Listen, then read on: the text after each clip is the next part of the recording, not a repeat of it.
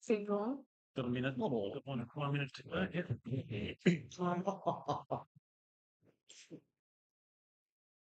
Completion. 129. If it's like is it next? Sure.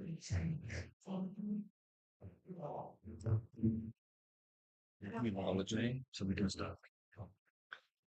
Good afternoon, everybody, and welcome to the June Council meeting of the West Tamar Council. And thank you, everybody in the audience that has come today. I start this meeting by acknowledging and paying respects to the Letimerena and the Paraningi Aboriginal people, the traditional custodians of the land on which we are gathered today. Council pays its respects to their elders past and present and acknowledges all Aboriginal and Torres Strait Islanders here today. For the interest of those in public attendance, attendees are reminded that council meetings are a place of work for staff and councillors. Council is committed to meeting its responsibilities as an employer and as host to this public forum by ensuring that all present meet expectations of mutually respectful and orderly conduct. It is a condition of entry to this council that you cooperate with any directions or requests from the chairperson or council officers. Item number 1 is the attendance at this meeting, and there is only one apology from Councillor Richard Ireland, who is on leave of absence. Item number 2 is the confirmation of the minutes of the meeting that was held on the 19th of May. And the recommendation is that the minutes of Council's ordinary meeting held on the 19th of May 2026, numbered 26/78 to 26/94, as provided to councillors, be received and confirmed as a true record of proceedings, and those minutes are found from pages 8 to page 56 of the agenda papers. May I please have a mover for that recommendation? Thank you, Councillor Allen. A seconder, Councillor Lyons. Councillor Allen, any comments? Councillor Lyons, no. Any comments from the remaining councillors? There be none. I put it to the vote. All those in favour? Carried 8-0.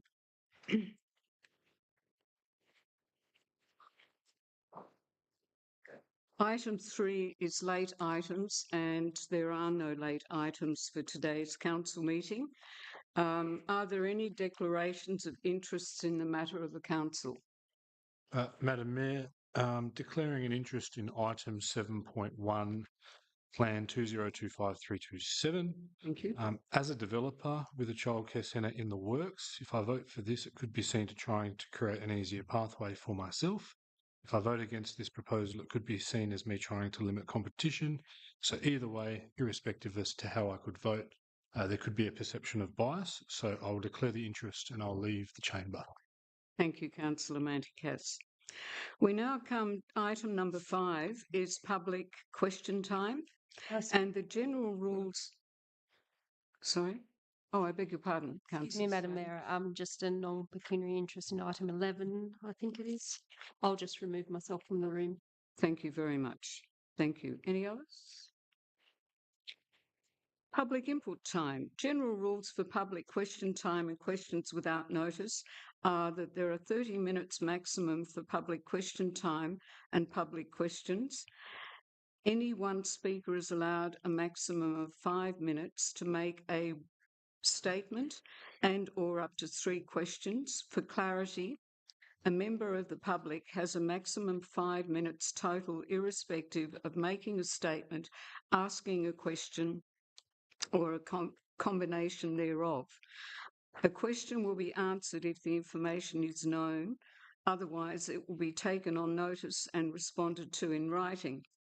If a member of the public hinders or disrupts a meeting, or tries to hinder or disrupt a meeting, or refuses to leave a closed meeting, or uses obscene or offensive language, the chairman may take reasonable steps to remove the person from the ordinary or closed meeting, including requesting the assistance of police if required. Item 5.1 is public input time, and we now give those of you that have come today, I would like to just make one point. If you've registered to speak and by the time it gets around to you, that matter has already been addressed, unless you've got something additional to say to that, we would appreciate that you let us know that the matter has been answered to your question previously. So the first person is G. Hay.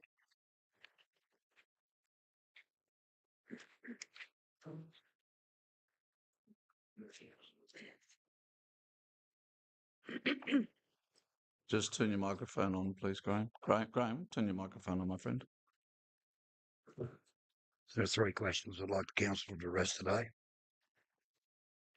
I asked three questions on notice that relate to expenditure of ratepayers' funds. These answer to these questions was refused, stating that public question time is not a platform for making statements, which is directly contrary to what the Mayor just stated. For asking questions that relate to the confidential personal legal matters of the council. Therefore, not able to answer the questions. My question wasn't about legal matters. It was about the expenditure of legal fees of ratepayers' funds in dealing with code of conduct complaints that are on the public record. As was the case with the Mayor, who was pursued vigorously and with her understanding of transparency and the function of government, she admitted that she used ratepayers' funds, which was unaware of the law and the legislation, and gladly refunded those funds. Why can't the management of the West Tamar Council offer the same degree of integrity that we saw from the Mayor when it comes to expenditure of ratepayers' funds? We'll take that question on notice, Mr. Hay. Right, for clarity this afternoon, previously raised statements are banned apparently by the management of the council. Would the Mayor please clarify the statements in writing are not acceptable, the statements verbally are acceptable, or both statements, whichever method, are acceptable to the council? I'm sorry, and your question is? Which is it? Or Written statements are against the policy of the council, where verbal statements are acceptable. Which is not acceptable to the council? yeah, look, I will take that on notice, Mr. Hay. Thank you. I've read with considerable interest today's agenda in relation to rate rises. Is anybody around this council chamber, I'm sure the attendees will be aware, there's record small to medium private insolvencies. Consumer confidence is a 40-year low. As with business confidence, youth unemployment in Tasmania exceeds 12%. Tasmania has the highest rate of unemployment. Very large employers in this state are being propped up by the socialist government in Canberra for the purpose of keeping people employed. Your own records show that your delinquencies for late payment of rates are approaching 25%. The consensus among respected economists in Australia state, when it would appear obvious to most people, that we're either entering an era of recession or stagflation.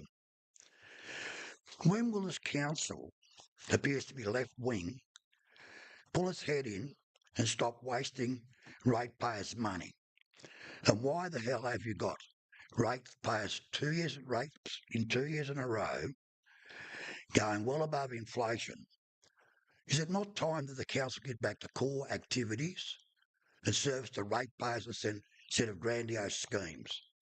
Thank you, Mr. Hay. I'll take that on notice as well. The next person that wishes to speak is Catherine Edwards.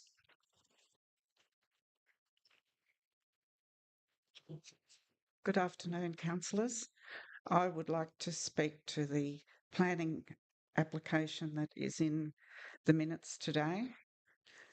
And I would like to say that a vast majority of the residents in Brigalow Street and the nearby streets do not want this development.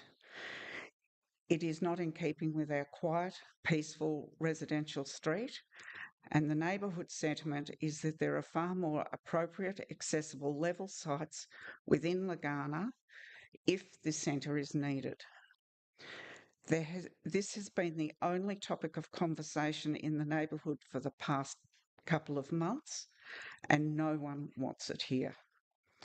The development will impact our amenity living in this very quiet area through increased traffic volumes, a very large 3.8 metre wall and fence with a large sign, additional lighting, the on-site or off-site parking challenges, to name a few of the issues. There is a brand new childcare centre with parking, good access, wide streets and additional capacity that has just opened. This is in a commercial area and is purpose-built. The childcare centre is proposed to operate from 7:30 to 6:30 p.m. on weekdays. On page 72 of the council agenda for section 7, Planning Authority 8.3.1, operating hours states that the acceptable solution is 8 to 6. However, the proposed solution is 7:30 to 6. The planning summary states that the acceptable solution is not achieved, as the hours of operation of use listed as discretionary, excluding emergency services, must be within the hours of 8 to 6. The word must is used to express an absolute or mandatory obligation. However, this has been ignored in the planning approval recommendation. And to quote from that section, it is noted that it is only 30 minutes earlier than the hours of operation specified for the zone under the acceptable solution. The recommendation states that the hours of operation are generally aligned to standard daytime activity, and does this include the traffic from staff commencing 30 minutes prior to the children arriving. Ms Edwards, you have 2 minutes left. And finishing 30 minutes post the last child leaving, along with the compulsory staff development and staff meetings. The notes on page 72 also does not take into account Traffic Authority advice on page 93, which provides a summary that the traffic movements will be in excess of the Pitt and Cherry report. Given the hours of operation, the residents will be impacted by all the additional activity in what is currently a very quiet neighbourhood. Who will ensure compliance to hours, ongoing monitoring, and who will we have redress to for non-compliance and the loss of amenity? This development is not in keeping with Brigalow Street streetscape or the neighbourhood in any way, and will lead to loss of amenity for the residents. The residents do not want this development on this site, and we request that it is not approved. Thank you, Ms Edwards. Thank you. The next person, Cheryl Swan.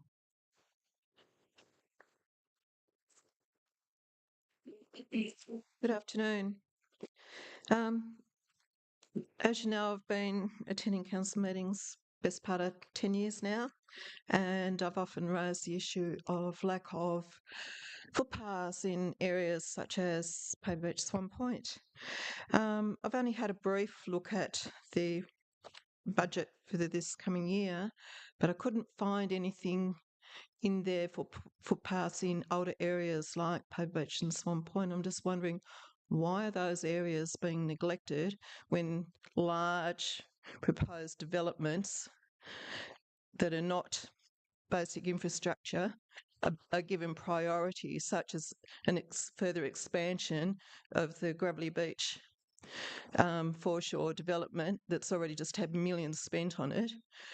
Why are areas that have been established decades before such an area as that was even existed prior to, reclamation, land reclamation, why are areas such as what I have just talked about being neglected?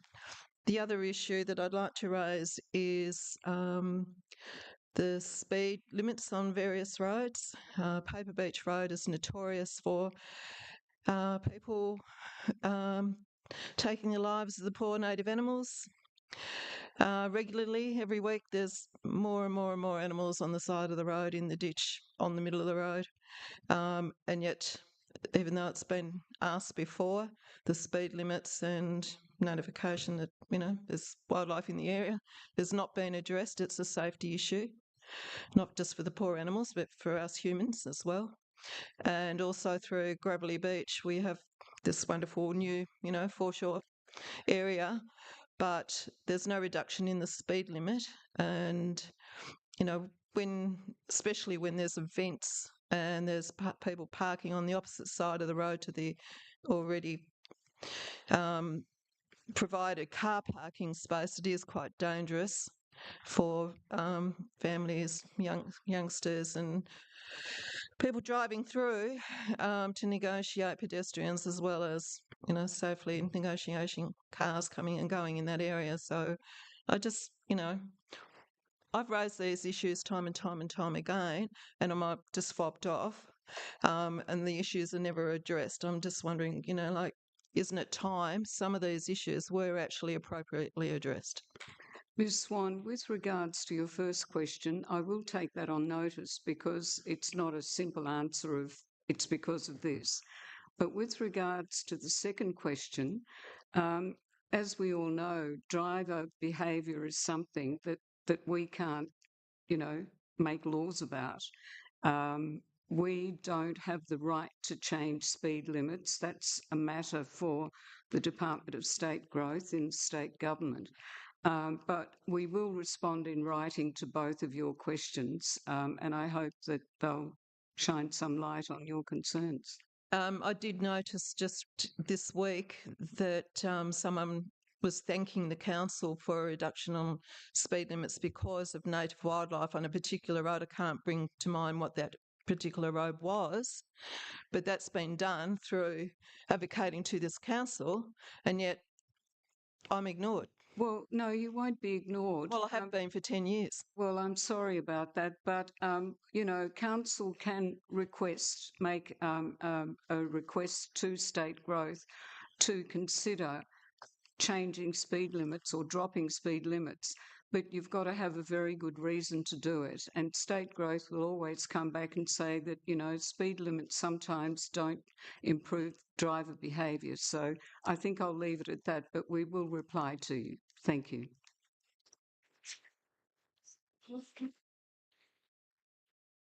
The next speaker is William Edwards.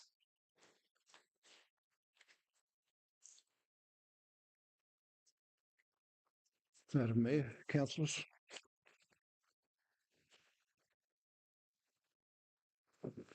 I was to talk about the development to Fay Court. And I'm going to talk about parking. And from the Tasmania planning scheme, table C21 requires one space per employee. This proposal has 6 places plus 1 accessible.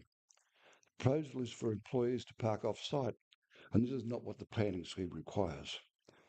The Road Authority has also provided advice to your planning department.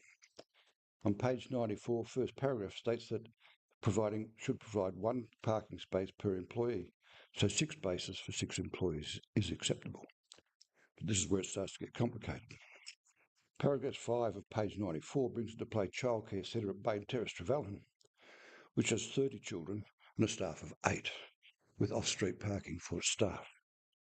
Projecting this 36, projecting this ratio, 36 children would need 10 staff. The plans submitted by Pitt and Sherry show 3 distinct areas: 10 babies aged 0 to 2, 10 toddlers aged 2 to 3, and 20 pre-age school aged 3 to 5. 6 staff would not cover this numbers, as outside the Commonwealth regulations. The maximum number of children with 6 staff would be 28, maybe 34, but not 36. Concerning staff, your assessing officer's comments on page 108, paragraph 3, the applicant has confirmed the intention to have a maximum of 6 staff. It does seem odd to me that you would build a childcare centre that would hold 40 and only have 28 kids. Paragraph 3 of page 108, staff numbers through the planning scheme are the basis for on-site parking. This site has only 6 spaces. You can draw your own conclusion. There is another discrepancy in your road authority report. Drop-off and pick-up, 1 space for every 4 children. That means it should have 8, if it's 36. Page 94, paragraph 2, parking. Paragraph 3, parking space provider for pick-up and drop-off. Staff are to park on the street. They can park at Edith Court, 200 metres away, or Freshwater Point Road, 400 metres away. If I told you that was a fairy story, you'd probably believe me, because you know, and I know, they're going to park as close as they can to the front door. Page 92, first paragraph, Bigelow Street and Bandalong Way have a carriageway that provides sufficient space for on-street parking on one side and maintain 2-way passing traffic. Well, they can park on both sides and have 1-lane traffic. Either way, this would be a substantial loss of amenity to those houses on Bigelow Street and Bandalong Way. This is a decision for the council. Do you make one side of Bigelow Street and Bandalong Way no parking so as to maintain 2-lane traffic? Or would you? If so, this would greatly add to the loss of amenity suffered by the residents. Mr. Edwards, you've got 2 minutes left. Like Fay Court, it's only 7.4 metres wide, parking on one side. If we look at traffic movements, page 93, paragraph 3, circulation, calculations suggest that 29.16 movements, which is rounded up to 30. So the Road Authority estimates 120 movements, Pitt and Sherry 111. Then we have employees. If we agree that 6, that's an extra 12 movements. But if 10 is more realistic, that's another 20 movements. So we'll start to look at our numbers.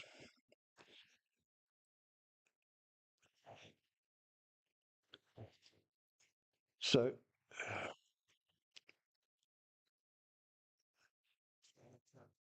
hang on, I've lost myself.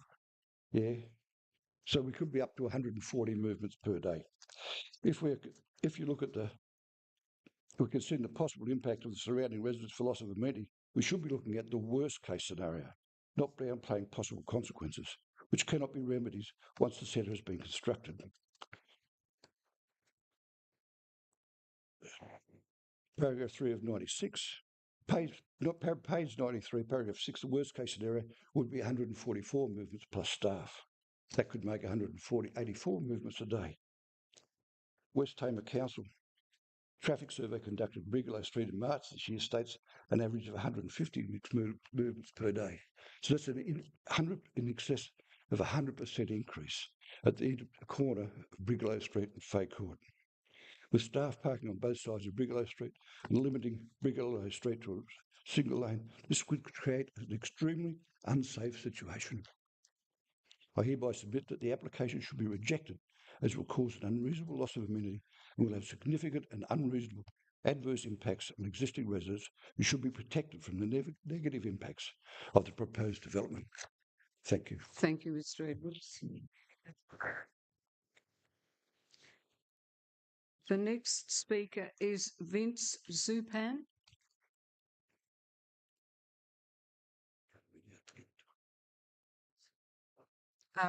First, yes, you may, but you do have to ask permission. Thank you.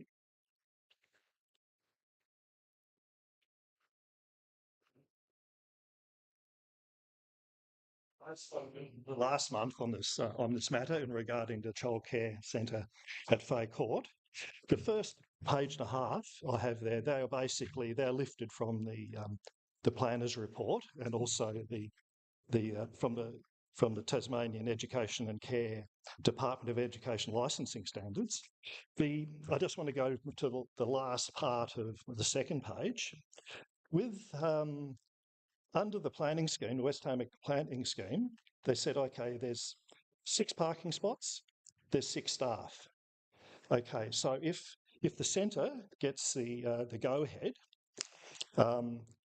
two things can happen. With the 6 staff, which is 5 carers and 1 admin, there's no way that they'll be able to run 30 to 36 kids. I've done heaps and heaps of sums on this.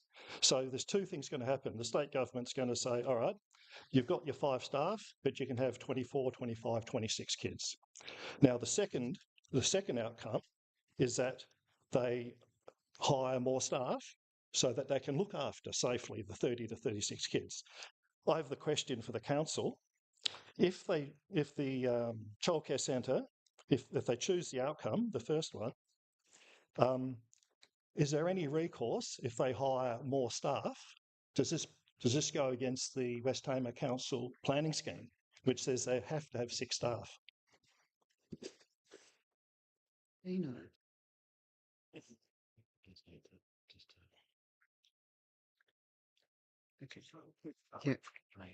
Yeah, I thought so. Because we're going to be debating this at the end of council community input time, I'll take that on notice, and then we will be debating it. For that reason, I can't give you an answer at the moment. Just one extra little thing. I don't want to see it in the application. They said there's 6 staff, and then the application gets approved and it's all going, and they said, then suddenly they hire extra staff. I think I just don't want to see that, because that could be seen as untoward. And that will be taken into consideration. Thank you, Reverend. Thank you. Jan Whiddon, I beg your pardon.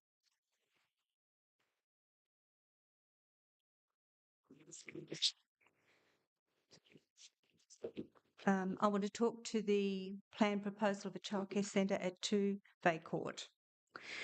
I was going to ask all the members here who have actually been to 2 Bay Court.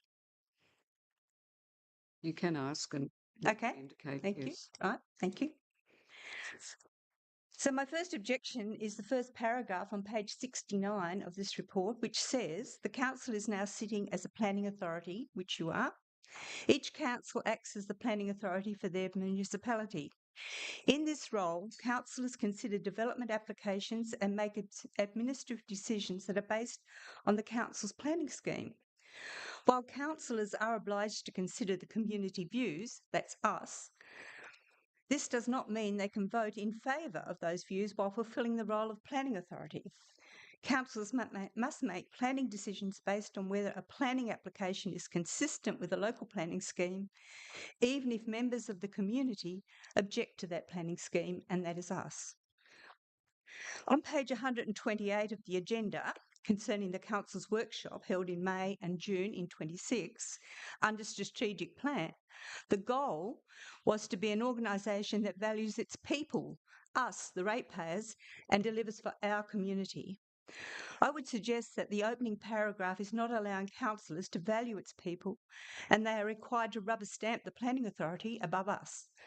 The ratepayers, who according to your own document on page 195, show in a pie graph that 75% of the council's income is from general rates, us, the ratepayers.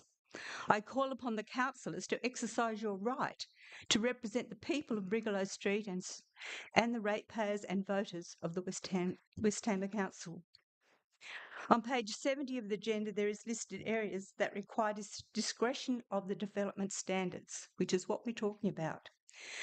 Out of the 9 shown, which is this one, 7 do not meet that requirement. On the performance criteria to allow discretion, P4A on page 73 states under E the need for the use in that location, the need. I would put it to the council that there is sufficient childcare centres in the West Tamar area without the need to allow for one more in a residential area. A new childcare centre has just opened in Lagana, which we've spoken about. 60 children, up to 90 maybe. There are childcare centres already in Beaconsfield, Exeter, Windsor Childcare Centre here, Abacus Childcare Centre at Trevellyn.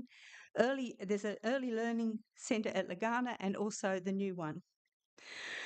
I refer back to page 73, P4A.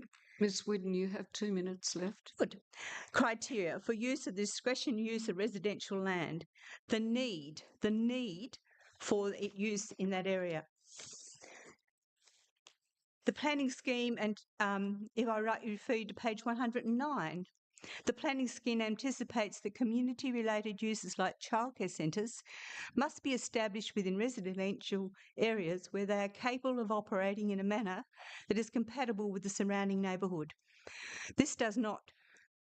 The assessment of this application has therefore focused on the planning merits and the proposal rather than the need for that facility. It's all about the need of the merits, or is it all about the need or the merits of the proposal, which I believe, and many here believe, is flawed under the Tasmanian planning scheme, which is your guideline. The hours do not comply with regulation opening hours, 8 to 6. I do not believe that your planning people can blindly bend the rule that says 30 minutes is extra, is okay. The capacity of the centre, 6 staff and 36 children. We've already been talking about this. I would deem that you would need somebody to be an administrator. Who's going to take phone calls, accept interceptions? Who's going to check people collecting children? That is very important. I've worked in childcare. It's very important that the people who enter that building are vetted. So now we have 8 staff, and I'm not convinced that the ratios for children in the childcare under Childcare Tasmania have been met. So the car parking spaces, I think we've already spoken about that. It doesn't pass the pub test, I'm sorry. So how can, I won't go on, but I would go on with objectives and flaws in this planning approval, but I'd like to ask the councillors to do as your own goal says and be an organisation that values its people and reject this proposal on the many areas that do not meet the discretionary guidelines. I would also appeal to your sense of community to the people of Brigalow Street. If you have any hesitation about this, I would ask that the councillors and the planners meet with the residents at Brigalow Street and talk to them to Ms. see Whidden, what. your time is up. Good, thank you. Thank you. But I would. Mayor, can I move for an extension of community input time by a further 15 minutes? Yes, a seconder, please. Thank you. Yes. There are many people who want to speak on this issue. Thank you. And Ms. Whidden, I really would like to assure you that our municipal planners don't bend the rules. I'm not saying they do. Well, you did. You just said that. You said that In they. what way? You used the words that they bent something to their convenience, and that's just. Say that. I'm sorry. Well, I would like you to. I'm sorry, I heard you say it. Exactly. Can you tell me exactly what I said? Well, I can't go back now, but you did mention that they conveniently bend. No, don't. I said that your first opening statements telling these people they have to rubber stamp and not use their own discretion at the people of Brigalow Street.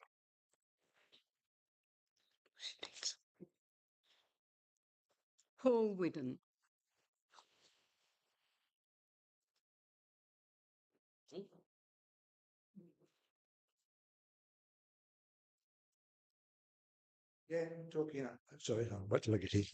Again, talking about the proposal for this. Under the objective, discriminatory use do not cause an unreasonable loss of amenities adjacent areas. That's the goal of this. So I've got no problems with you making discretionary measures, but it cannot affect the amenities of the area. And in page 52, column A1, it says, in regarding to vehicle movement and noise. Page 53, the impact on the character of the area and the need for the use in this location. Is there a need for it in this location? There is other areas down off Apocalypse Drive in that new area down there that is flat, wide roads.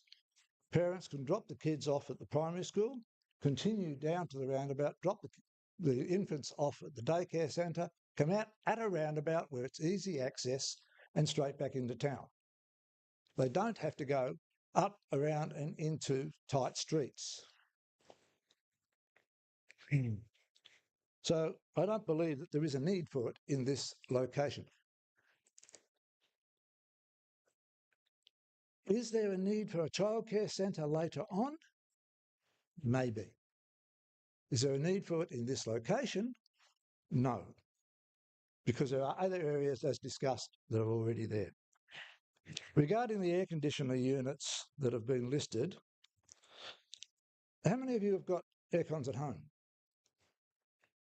All of it. Yeah, all of you have air conditioners at home? No. Okay. You got a wood heater. Yeah. Right. How many of your air conditioner units blow out and down? I wouldn't have a clue. Right. Okay, you could say that, but they all blow straight out. Your approval is on that the noise will go out and down from the air conditioners.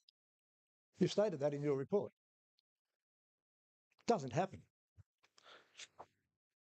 So the general noise, yeah, I thought the air conditioners were going to be a major problem. I've done studies and now they are not necessarily a major problem in the noise at the moment. But putting them on the roof is done for the purpose that it's space.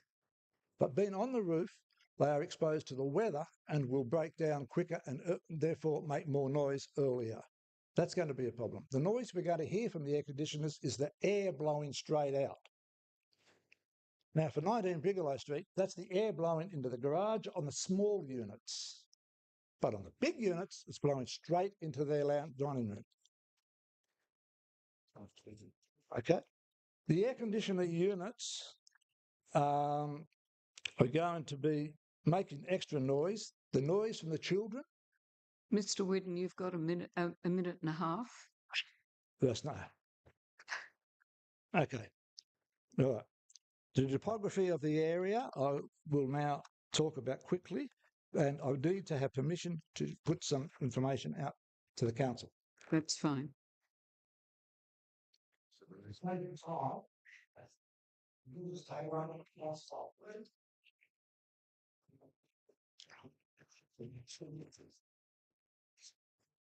Thanks, Dan.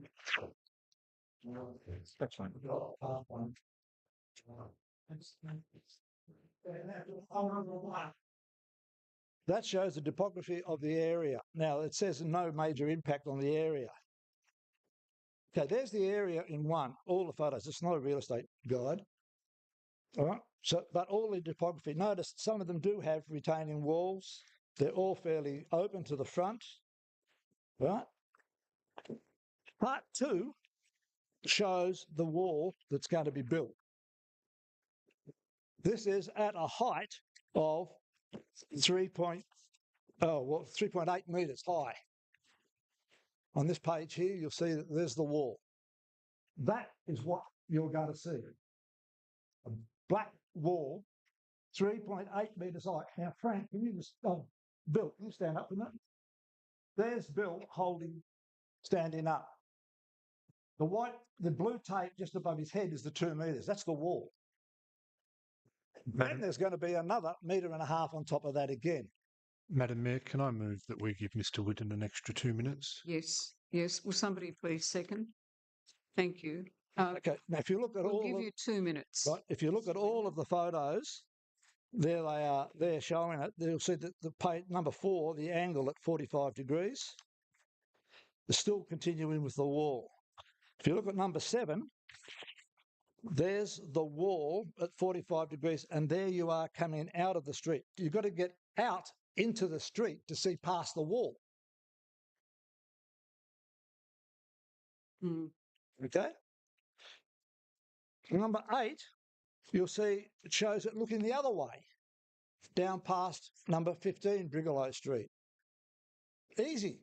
And I'm actually 3 metres back from there because you can see there's a gutter there. There's a gutter on the other side that I had to go well past to see down the street. So you are going to have a traffic problem. No question about that. So the vehicle movement, fences. The fences have to have, according to the Tasmanian Planning Authority, you must be able to see 30% of the house from the street. Now, we're talking about building a wall 2 metres high and then putting the house on top of that. We're going to build so the house is on all of the other houses in the street have all been dug into the street. This one is going to be way up in the air. There is nowhere else in the whole of the Ghana, or even Launceston I know of, where they've got a 3 metre high wall at the front of their house. 3.8 metres high. So on the topography of the area, there is no way this goes even close to meeting. There's lots of... Mr. Whidden, Yep, may that's I fine. please ask you to just wind up? Yep. Give Okay. you a few more seconds. Right. Okay. Is there a need for it in the area? No. Is it going to affect the topography of the area? Yes. Is the noise going to be a problem? We have nurses, police, correction officers living in our area. Nurses work 3 shifts a day. They're going to want to be able to come home and sleep. If they finish a night shift, they've got to go back on an afternoon shift. They need sleep. I don't know how long, Mr. Sugar, what's the hours of a police? 3 shifts, 2 shifts? 3 shifts? So they've got the same problem. The correction officer, he has 2 shifts. He only has a certain amount of time, and he is right next door near the centre. He needs his sleep. Mr. Shigog came up a while back, and I will admit, Mr. Shigog came up, and he did not make any comment. He just told us what the process of how we've got to go about this. I am going to have to ask you to finish up. So therefore, these guys are not going to be able to sleep. You made the comment how quiet and peaceful it is here. Thank you. Thank you very much. It's not going to be... I have got a couple of registrations here, but they haven't filled in whether there's going to be questions or not. So, Christine Baker, do you wish to speak? No? Okay, thank you. And Lynn Pike? Okay, thank you. So there are 2 more here. Here's a familiar name to the council, Peter Carney. Well, it seems to be childcare dated. Peter Carney, Lenina. Good afternoon, Mayor and councillors. I've got 3 questions. The first one is, we have just seen the death of Professor Richard Scolyer. Now, he's a child of the West Tamar. He has had deep connections to the West Tamar, has deep connections to the West Tamar and to our community. What thought and discussions has the council been having about finding ways to permanently acknowledge in our community one of Australia's finest? I'm pleased to say, Mr. Carney, I always want to call you Councillor Carney. That's all right. We have. Some people call me Peter. As Zorba said, some people call me other names. Yes, in fact, a couple of days after the sad passing of Richard Scolyer, I had a conversation with a couple of people in council as to how we might recognise his connection with the West Tamar. And it was ironic because when I was driving home after that conversation, they were replaying a conversations program on the ABC where he talked about his days playing football at Bridge North and how he loved living in that area. So please be assured we are talking about it, and hopefully we'll come up with something that will appropriately acknowledge his contribution. Well, at the risk, I won't ask another question because I'll lose my other 2. Dark Mofo has opened. Over 45,000 entries over 4 days. The Hobart Chair of Business, Edwin Johnson, said the festival put Hobart on the map. Small Business Council's Robert Mallett said the event was immeasurably important to Hobart. Those are quotes from the Mercury. I believe Hobart is very successful at being highly parochial. That's okay, because we've got an obligation to fight for our community and our region. I have a slogan that I sort of live by: if you don't fight, you lose. I also believe that the North is being done over. What leadership is the Council providing to change this situation? Councillor Carney, I will take that on notice, but you would know yourself as a council, we do try and capitalise on events that do come north. They don't come very often, I'll agree with you on that. But I will take it on notice and we'll let you know exactly what we have done in terms of attracting events to our municipality. I could suggest we need to try a lot harder. Next question.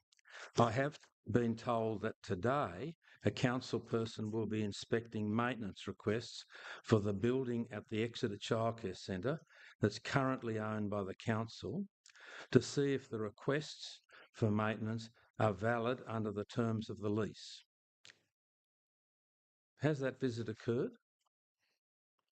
Do you know? The advice I've been given is that we're not sure whether it will be finished today, but we'll certainly get in touch with you and let you know what the date will be. Okay, thank you. Thank you. Madam Mayor, just another extension of another 10 minutes. There's one more speaker. Yeah, we've gone over the time again. Yes. So, okay. Yes, are you happy with that? Thank you. Yeah. Moved by Councillor Majkas, seconded by Councillor Shegog. And finally, Ross Harrison.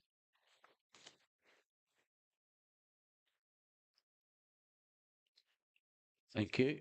I'd like to make a statement. I own Tasland Developments and have developed land and most of the housing in the immediate area for over 25 years, with planning approval in place for every block of land. Over the years, I've knocked back people wanting to build childcare centres on a single residential block who have had the respect to ask if I would support their proposed development.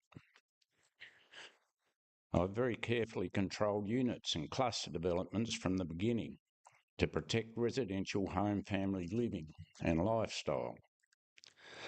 A childcare centre of this size should be on double the land size minimum. And this childcare centre will be operating at capacity from day one. Using a closed residential single block of land as a cheap option for this purpose is troublesome in my opinion, particularly when there is approved land for the purpose a couple of streets away. A council that allows a childcare centre operator to use public streets, nature strips, driveways and footpaths for their own personal business benefit, in my opinion, shows inconsistency and lack of community support. Council will carry that responsibility into the future when issues do arise. Finally, a traffic report might technically tick all the boxes, but that does not mean it passes the common sense test. Fay Court is soon to be fully developed with over another 20 homes. This intersection will be extremely busy. There are 4 right-angle street corners within 40 metres of the development and a major intersection at Freshwater Point Road only another 50 metres away. In a few years, Dalwarren Drive will be opened up into Bindery Road. That traffic will flow into Brigalow Street just 40 metres away. I'm asking Council to very seriously reconsider the recommendation. Thank you. Thank you, Ms. Ford. Thank you. So that concludes public input time. And we now go to item 5.2, which is public questions on notice. Madam Chair, Yes. public questions on.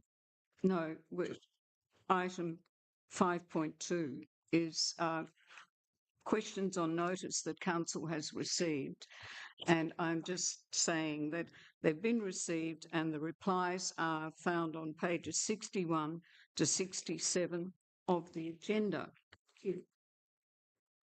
So now we come to item 7, which is the planning. So you wish to speak, councillor? Oh, so for the record, Councillor Shegog, Councillor Mantikas is leaving the meeting. Madam Mayor, Excuse me. Can I raise a procedural motion before we move to the item? Thank you. Please do. Thank you. Procedural motion. The council deal with agenda item 17.2, which is motions without notice, by bringing it forward in the agenda prior to item 12.1. Do I have a seconder? I'll second it. Councillor Sladen. Councillor Lana. just goes to the vote. Thank you. Or I can just go to the vote. Okay. Thank you. So I'll go to the vote. All of those in favour? Against? So now I have to call out against, or for is Councillor Lana, against Councillor Sladen, Councillor Ferguson, Councillor Mantikas, Councillor Lyons, Councillor Shegog, Councillor Homdal and Councillor Allen. So that motion falls. Thank you. So now we go to item number 7, which we sit as a planning authority. And Councillor Mantikas has left due to a conflict of interest. Each council acts as a planning authority for their municipality.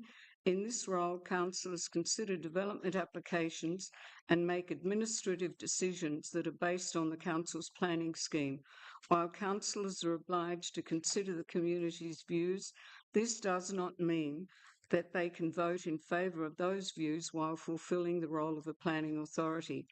Councillors must make planning decisions based on whether a planning application is consistent with the local planning scheme, even if members of the community object to the planning proposal.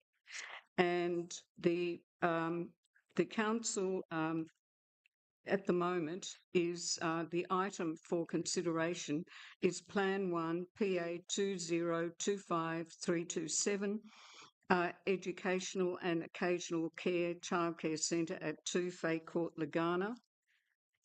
And the recommendation, just got to find it. The recommendation is that application PA 2025327 be determined as follows. A, the requested variations comply with the relevant performance criteria to be supported. Matters raised by the representatives have been considered but do not alter the assessment against the planning scheme or their recommendation, and that the application for Occasional Care Childcare Centre by Ignite Dreams Proprietary Limited, Pit and Cherry, OBO, Poani Ionisa Ad for land at 2 Fay Court, Lagana, lot number 141, on plan number 187296 be approved, subject to the conditions that are detailed from page 111 to page 115. Will somebody please move that recommendation? Councillor Ferguson? Madam Mayor, I'd like to move a refusal motion, please. Yes, please. Yeah, Councillor Shegog seconds. Thank you. Yeah. Thank you, Mayor. We'll read it. That application PA 2025327 be determined as follows. The requested variations do not comply with the relevant performance criteria and are not supported. B, the application cannot be reasonably conditioned to comply with the relevant performance criteria. and C, matters raised by the representatives have been considered in the assessment against the scheme. That the application for educational occasional care is refused. Point 1, the proposed retaining wall and front fence does not comply with clause 8.51. Performance criteria P1 and P4 as the setback and height of the structure is not compatible with streetscape of Brigalow and Fay Court. The proposed development does not comply with clause C3.5.1 performance criteria P1 as vehicle traffic from the development will adversely affect the safety and efficiency of the road with regard to increased traffic and nature of traffic generated by the use. And finally, the proposed development does not comply with clause C2.5.1 performance criteria P1.1 as the on-site parking has been allocated solely for customer pickup and drop-off and no on-site parking has been provided to meet employee demand. On-site parking does not meet reasonable needs of the use while considering availability and accessibility of on-street parking streetscape.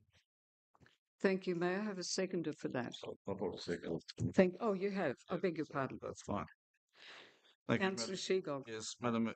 So, you want to talk to it? well, yeah, You go. yeah, just following the process.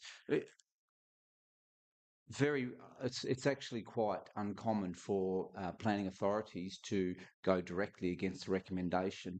In this case, after a lot of assessment and discussions, I've come to a different opinion as per the professional planning advice, which I'd first of all like to say that their reporting and the way that they've conducted themselves is outstanding. However, thankfully, currently, we have planning authorities that have elected members sitting on them. And I will tell you that I'm not a professional planner. I'm a lay elected member in working in a planning authority. And this is the uniqueness of being a planning authority, that we get to offer a different lens on the degree of amenity and reasonable loss of amenity and things of the like. But I'd just like to say that there's a great deal not good with this development. However, really, I can see only 3 areas that we need to back ourselves and say, well, actually, no, it doesn't comply. And that was the clause 8.5.1 and clause C3.5.1. Now, those 2 are actually a part of the discretions. 9 discretions, these 2 certainly do not, in my opinion, meet the performance criteria. Interestingly, clause C2.5.1 was not a discretion, and in my assessment, I believe that actually should be included. I think there's merit in that. In fact, the use has not been properly assessed, and I know that our planners will disagree with that. However, I think in a mediated situation, I think the umpire may actually relook at this, because particularly in that one, it talks about failure to meet reasonable needs. The scheme requires that the number of on-site spaces must meet the reasonable needs of use while considering availability and accessibility of on-street parking. We've heard the representations, and I think they've cottoned onto it too, that in fact the parking requirements are not correct, and in fact there's a lot of disadvantage for the residents on amenity on that regard. So I have included that 3rd point. I might just leave it at that, because I'm sure there's other comments that will contribute to this debate. Thank you, Councillor Ferguson. Councillor Shegog. Thank you, Madam Mayor. Yes, I also support the refusal of this application. And before I start, I also give good credence to our planners. They've got a scheme to comply with and abide with, but some of the opinion is very subjective, and I'd like to identify some of that, which goes in hand with some of the comments made in the public gallery today. So 8.3.1 Part 4, the proposed childcare centre use is of a modest scale and intensity. Well, that's subjective, and I don't agree with it. These impacts are characteristic of a small-scale childcare centre and generally intermittent and concentrated at predictable times of the day. Well, that's subjective, and I don't agree with that. The intensity of this use is thus considered reasonable when the surrounding residential context. Well, again, that's subjective, and I don't agree. Following on from that, the Road Authority has assessed the anticipated use on the on-street parking and traffic generated in peak hour as being well within acceptable levels for a residential area. Therefore, the associated impacts on amenity for the adjacent dwelling cannot be considered unreasonable, exorbitant, or immoderate. And again, that's very subjective, and I don't agree with that. Whether amenity impacts on the adjacent property are unreasonable must also have regard to whether there is a need for the use in that location. Saying, is there a need for a childcare centre in that location? In the context, location does not refer to the subject site specifically, but to the locality, being the wider Lagana area. The proposal provides an essential community focused service that supports the surrounding residential area. The location is appropriate within the residential zone, enhancing accessibility and convenience, improving walkability, the potential for easy trip chaining, not quite sure, and reducing the need for dedicated longer vehicle trips. Based on the established statutory interpretation principles used to undertake this assessment, a 36 capacity childcare centre are not immoderate or exorbitant in a general residential zone and does not cause an unreasonable loss of amenity to the adjacent dwelling. Again, subjective, and I don't agree with it. And I also can't see any evidence to support this claim. We have a brand new childcare centre being built in Lagana, and a lady that it's opened. There you are. So that statement doesn't quite fit with where I see this particular development. Great idea. There are many more areas within Lagana. It's an open book in Lagana, and it can be built anywhere. It's a residential street. It's narrow. I parked there the other day, and there was a trailer across the road that led it to be a single lane on a corner that's very quite unsighted. So I hate going against the planners because they do a great job and we appreciate their work. But on this occasion, I think the subjective comments made, I cannot agree with. So I won't be. I'll be supporting the refusal.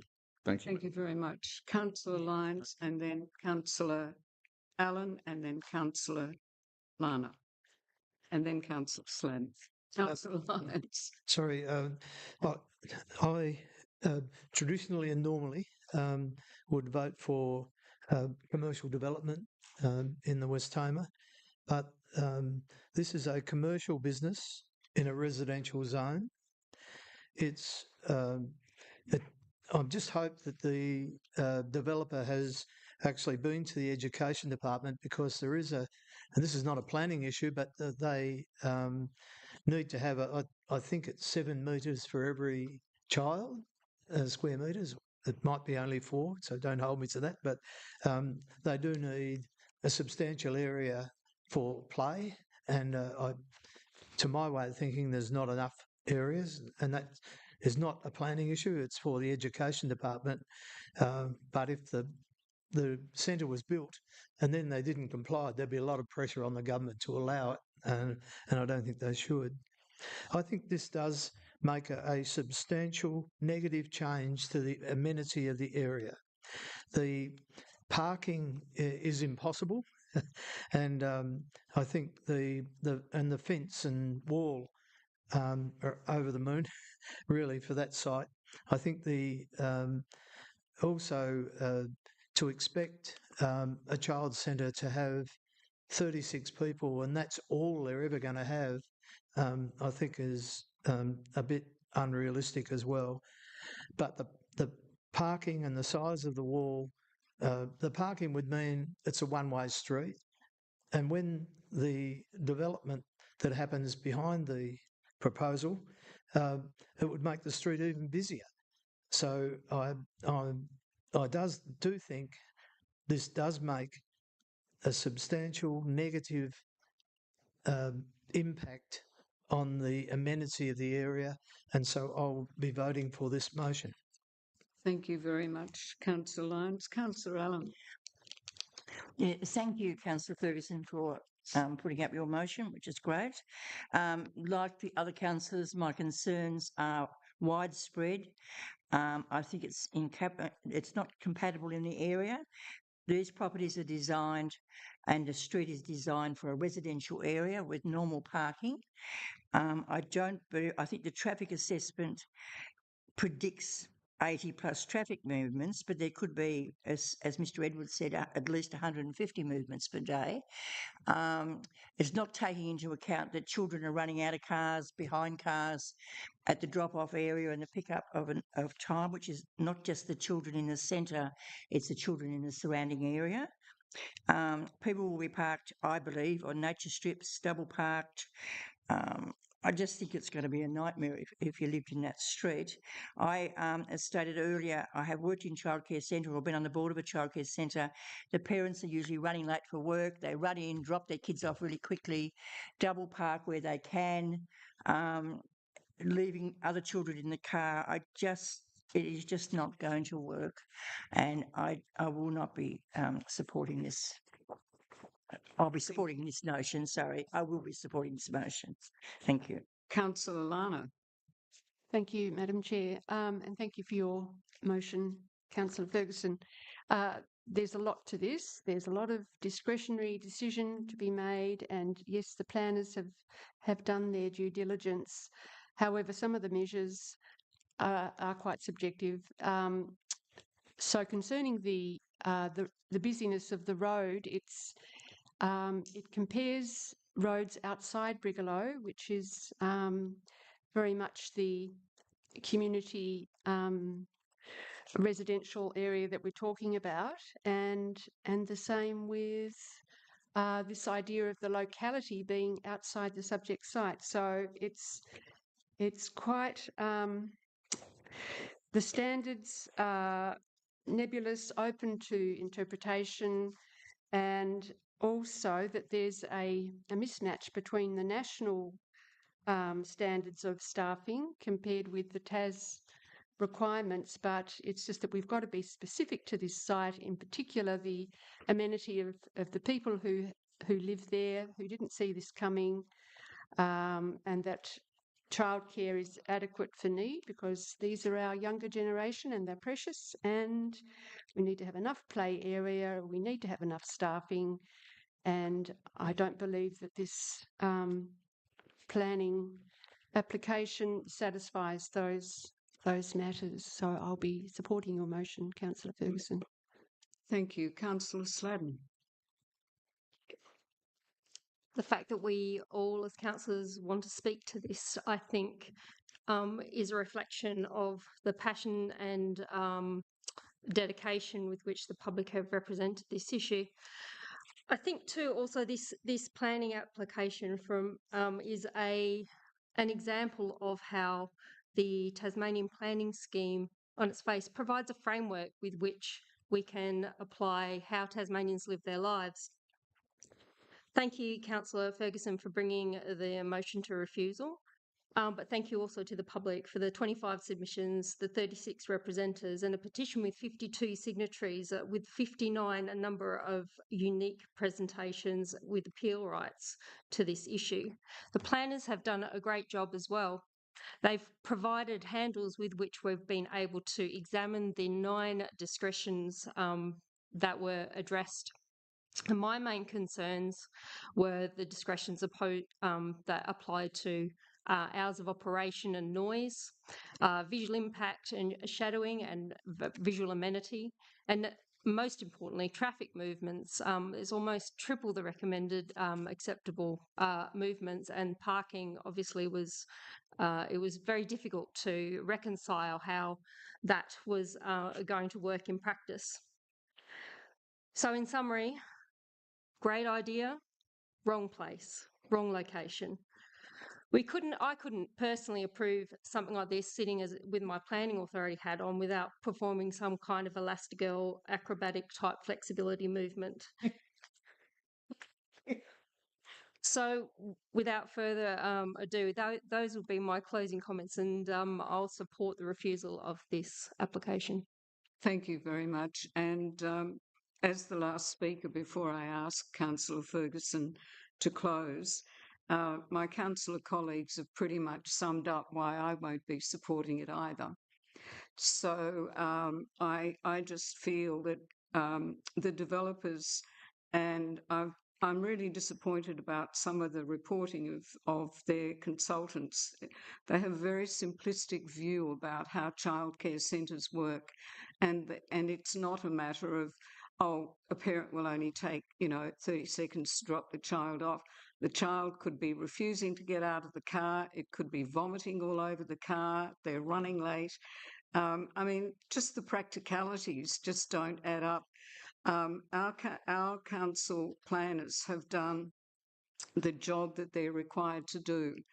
But in this instance, there is no doubt in my mind that the amenity of the ratepayers in that area will be adversely affected. In fact, it would never ever pick up from it, I don't think. So I won't be supporting it either.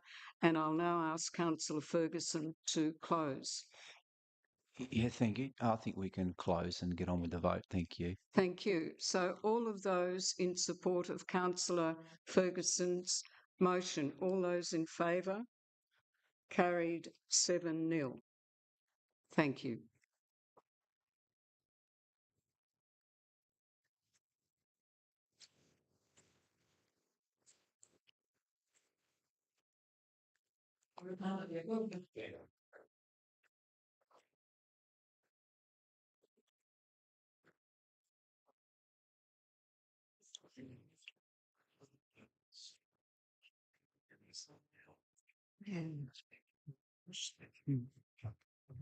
So now we have item 8 of the agenda, which is the report from the Office of the Chief Executive Officer, and it's found from pages 127 to 129 of the council papers, and the recommendation is that council receives the report on council workshops held on the 19th of May and the 2nd of June 26. Will somebody please move that recommendation?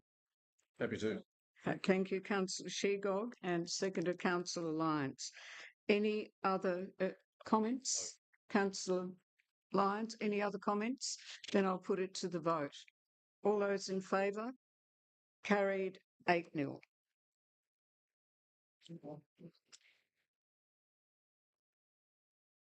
The next item on the agenda, 8.2, is the Northern Tasmania Development Corporation quarterly report from January to March 26.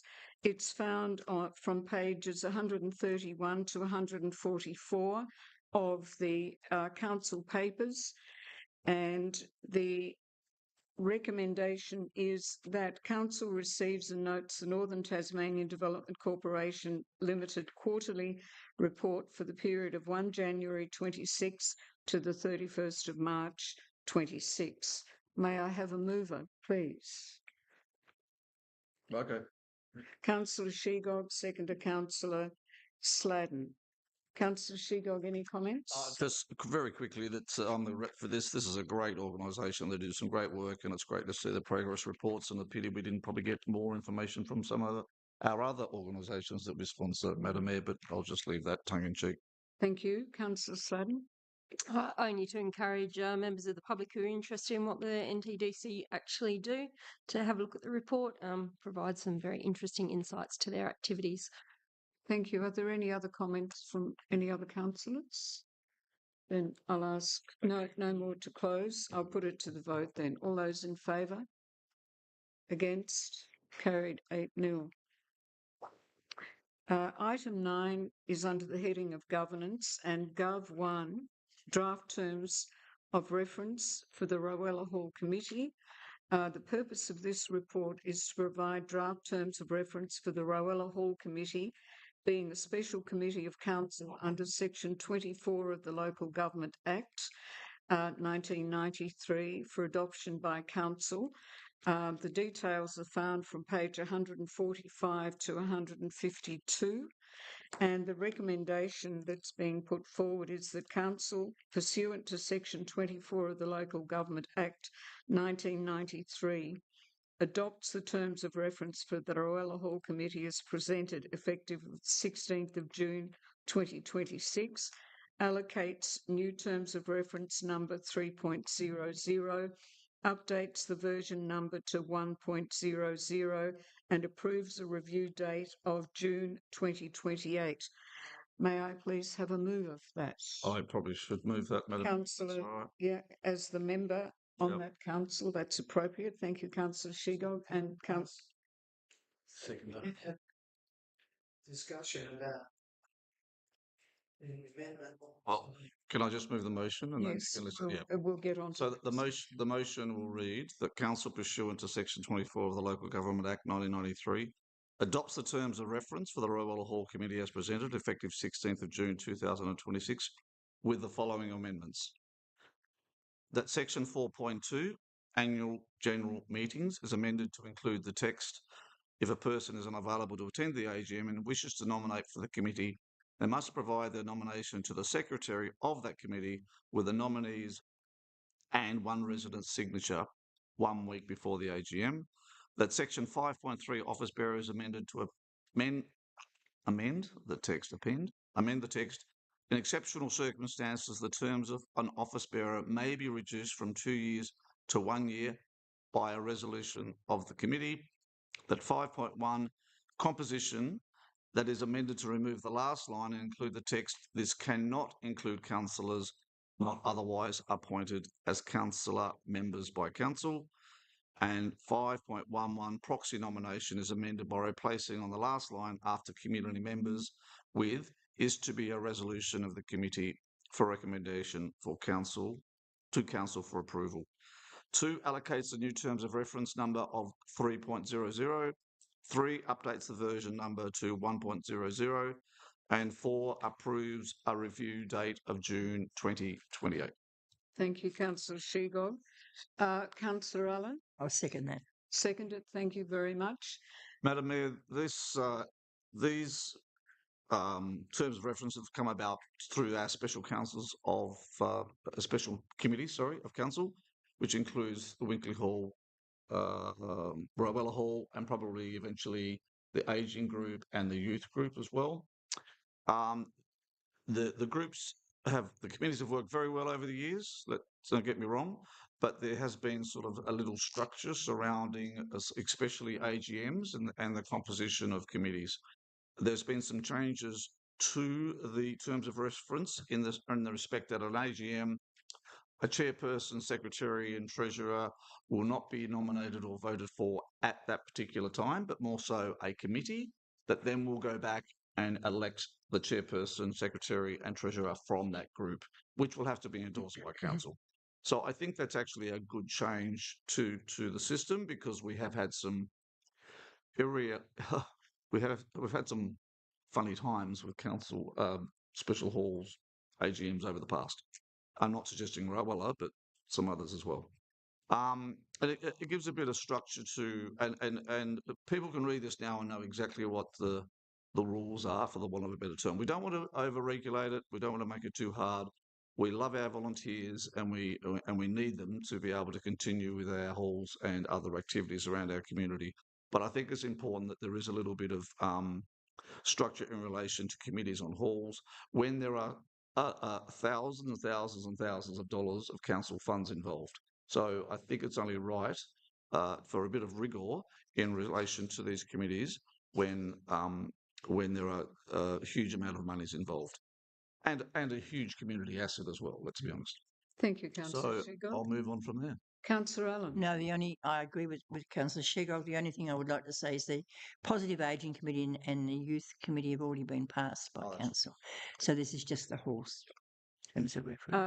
Councillor Lana, then Councillor Lyons. Thank you. I'd just like some clarification around the councillor proxy. Was that only to the AGM? No, the proxy is in relation to, if I may, Madam Mayor, I've already had a chat. And it's more so for probably Winkley Hall and Rowella. So there are lots of families that come to the hall with partners, but their partners not necessarily elected to the committee because they don't want a full-time capacity. But if their partners can't come, they will come instead. So we just want to put in a proxy for the committee. So when the committee's formed, these people can nominate their partners or husbands or wives to be able to come along if they can't come, as we do with proxies for other council memberships. We have got a proxy on the hall anyway from Absolutely. council. Yeah. Okay. Yes. Sorry. So you're the proxy for Rowella. I have had the privilege of attending in your absence, Rick. Is that not allowed under this? No. Any councillor can attend any meetings. They don't have to be the councillor rep nor the proxy. Anyone can go to any meeting. This particular amendment relates to the committee, not councillors. Yeah. Thank you. Councillor Lyons. I like the idea of having the president and secretary elected 1 year and the treasurer, the other way around, the president and treasurer 1 year and the secretary the next year. So if 5.3 is implemented, you could end up with them all out, all in. And I think the administration of committees works better when there's a continuity of. There is an amendment for the next item on the agenda in relation to Winkley to allow that to happen. So something like that the rotation of treasurer, a president 1 year and the secretary the next year be returned to alternate years as soon as possible. So that's all I'll just ask the mover if you're happy to add that. I understand where Councillor Lyons is coming from, but so it's prescriptive the first year, chairperson and secretary was for 2 years, and the treasurer was 1 year, and then that rotated, so there was always two. But my problem is with Councillor Ferguson's support is that are you willing for someone to say, I'll be the chairperson for 1 year, but I'm not going to be for 2 years, and then they say, well, I'm not going to do it. So you don't end up with a chairperson, but you could have ended up with the chairperson for 1 year. That's what the purpose of that is. So the rotation will get out. I'm happy with 5.3 in this proposal, but all I'm saying is that it should be at a convenient time returned to having the treasurer president 1 year and the secretary and next year. So for 1 year you might have all the officers together, but then when you get to the next year, you do 1 year for one and two for the next. That's all. So you get it back to that rotation. So you've got one of the hierarchy of the committee all the time on this. I think I can't changes. Yeah, but that's the intent. The intent is two eventually two. Yeah. But what we're saying is, if someone says I don't want to do it for one, then we should be able to have that capacity. Yeah, no, I'm saying leave that in. Yeah. That's exactly what we want. But at a convenient time, it should go back to the rotation. That's all. And I think we could just add a line, which we've done in the Winkley proposal, and it's just one line saying get back to the rotation when you can. That's all. Are you happy with that? And the second is happy with that? Okay. Thank you. Excuse me, Mr. Hay. There is a council meeting going on, and it's not appropriate that you speak with the staff while that meeting's happening. So are there any other speakers? Yeah. Councillor Ferguson. Madam Mayor, just in regards to the amendment, happy for changes, but the amendment in the next motion was going to be the rotation of office bearers is to resume at the next opportune time. That's the wording. That's it. Yes. Yes. So it's in. Okay, so that will be added to this. To your. Thanks, Rick. And if I may, Mayor, just add, in regards to the halls, just flagging that my amendment for Winkley actually should be just exactly the same. But yep, I'm happy to support this. Thank you. Thank you. Any other speakers? Do you wish to close, Councillor Shedd? Nothing further? Then I'll put it to the vote. All those in favour? Carried 8-0. 9.2 is Gov2, draft terms of reference for the Winkley Hall Committee, and the purpose of this report is to provide draft terms of reference for the Winkley Hall Committee, being a special committee of council under Section 24 of the Local Government Act 1993 for adoption by council. The details are found from pages 153 to 160.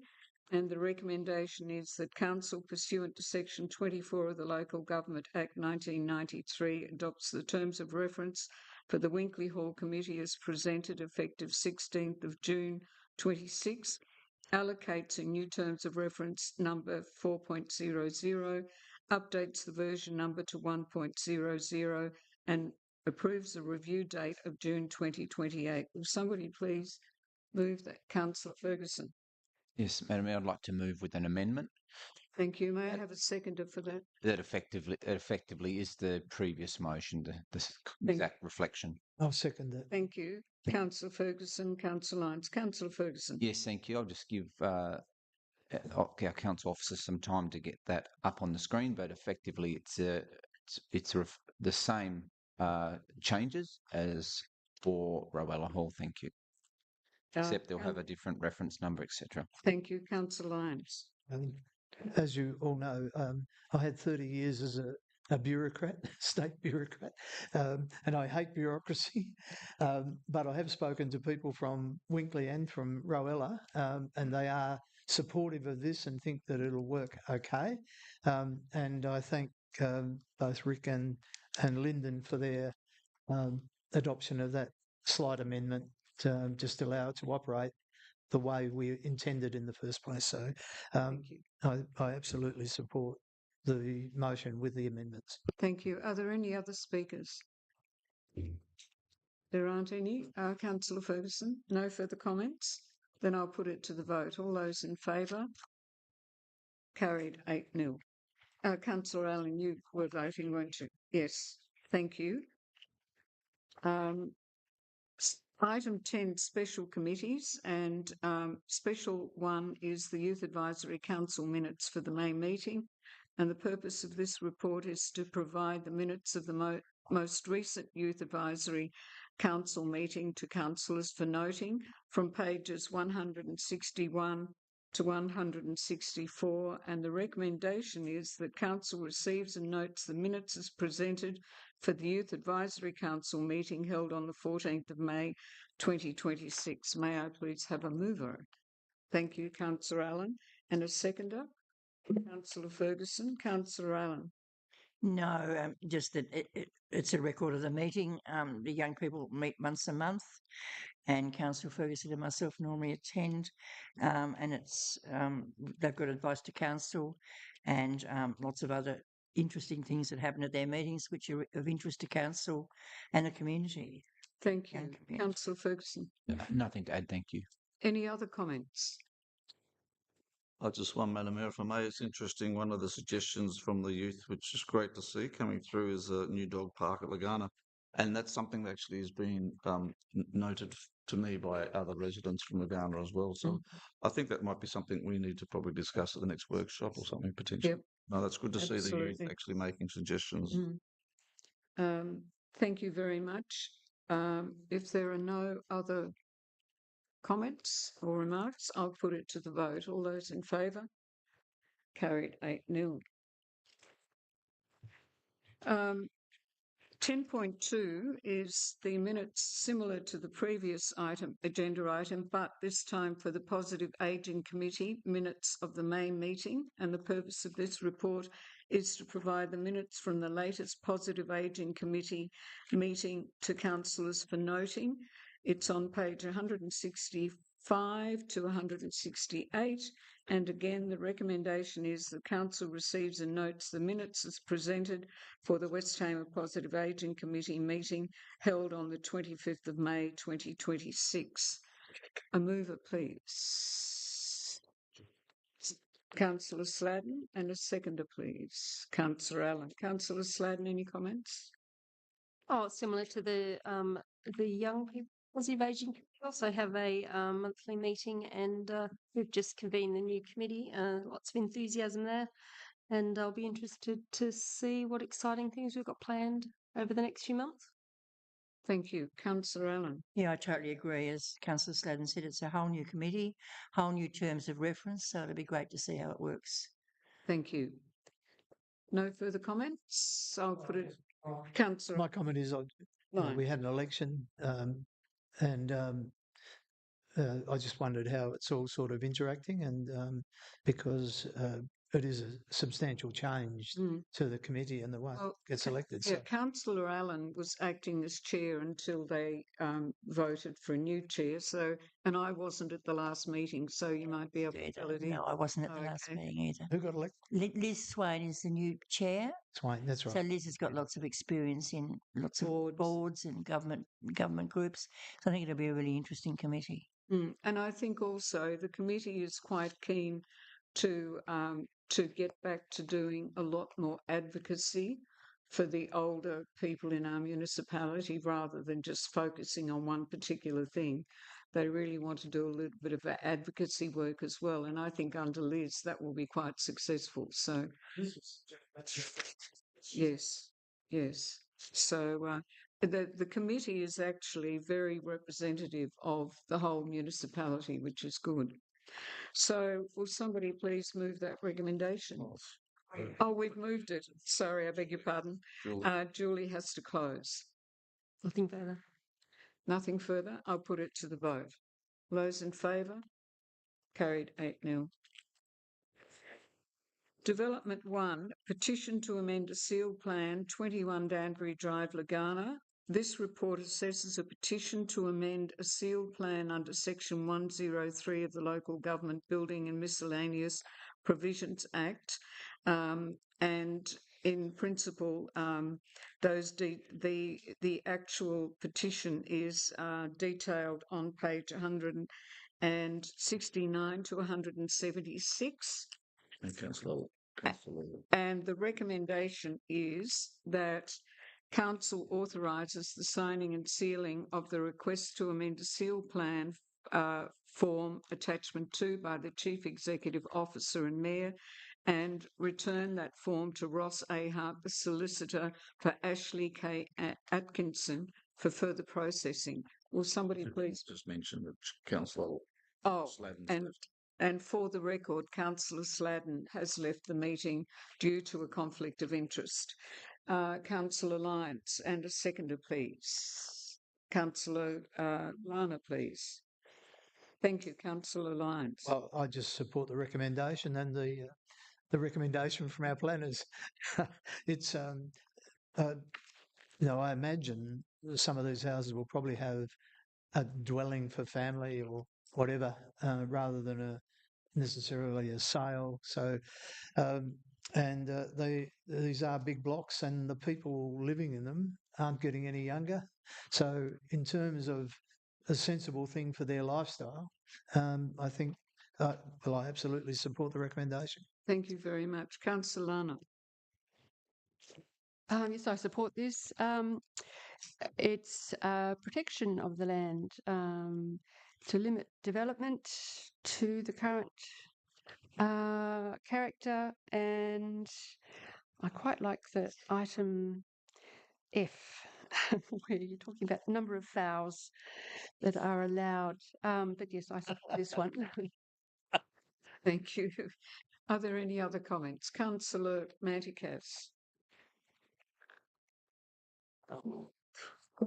Thank you, Madam Mayor.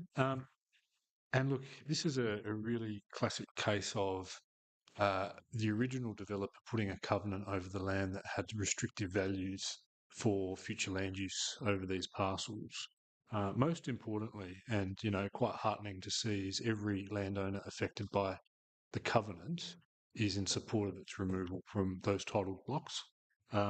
We, as a council, often talk the talk about wanting to ensure that we're creating more land that's available for housing, and here we've got a restrictive covenant designed to limit future development. So when you've got all of the landowners that are in agreement with removing the covenant to facilitate further development, should they choose to, not to say that they have to, it's about us as a council making sure that we remove anything that could be considered inhibiting to future development as well. So there's no risk to council here. Yes, it's got the potential to change the appearance of the landscape as further development goes on, but they'd have to still do that in accordance with the state planning policies that are in place at the time.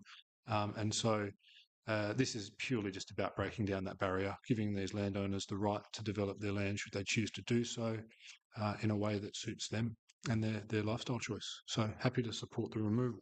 Thank you. Any other speakers? Councillor Fergus. Just a question, Planner. Is there other properties in the area that have the same sort of covenant place? Do we understand, would this potentially be a trend in that area? It is possible that there are other properties within the surrounding area that have similar covenants. This specific covenant only applies to the 6 properties that are included within the petition because they are the properties that were subdivided off the original parcel that the covenant applied to.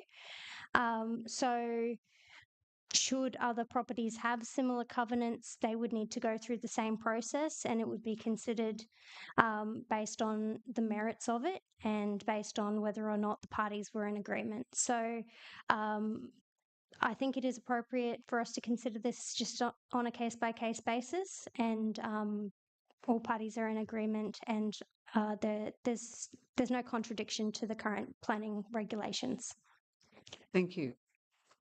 Any other comments? There being none, Councillor Liner, will you please close? Oh, sorry, I beg your pardon, Councillor Lyons. Sorry, some of these points in the original document are really out of date, like 20,000, 25,000. Although I noticed that one of them is really up to date because it said there shall not be kept said like any pig or greyhound. Well, they knew greyhound racing was going to be terminated, so obviously they were a long way ahead of the state at that time. And it says you couldn't have a poultry farm or commercial market garden, but it allows you to have a number of fowls reasonably required for domestic use. Look, I think all of that should go. We should be encouraging more housing in the municipality, and I think it's a sensible thing to happen, and everyone in the area is happy for it to happen. So, thank you, Councillor Lyons. If there are no further comments, I'll put it to the vote. All those in favour? Against? Carried 7-0. Councillor Sladden can come back now. Yes. Thanks, Katie.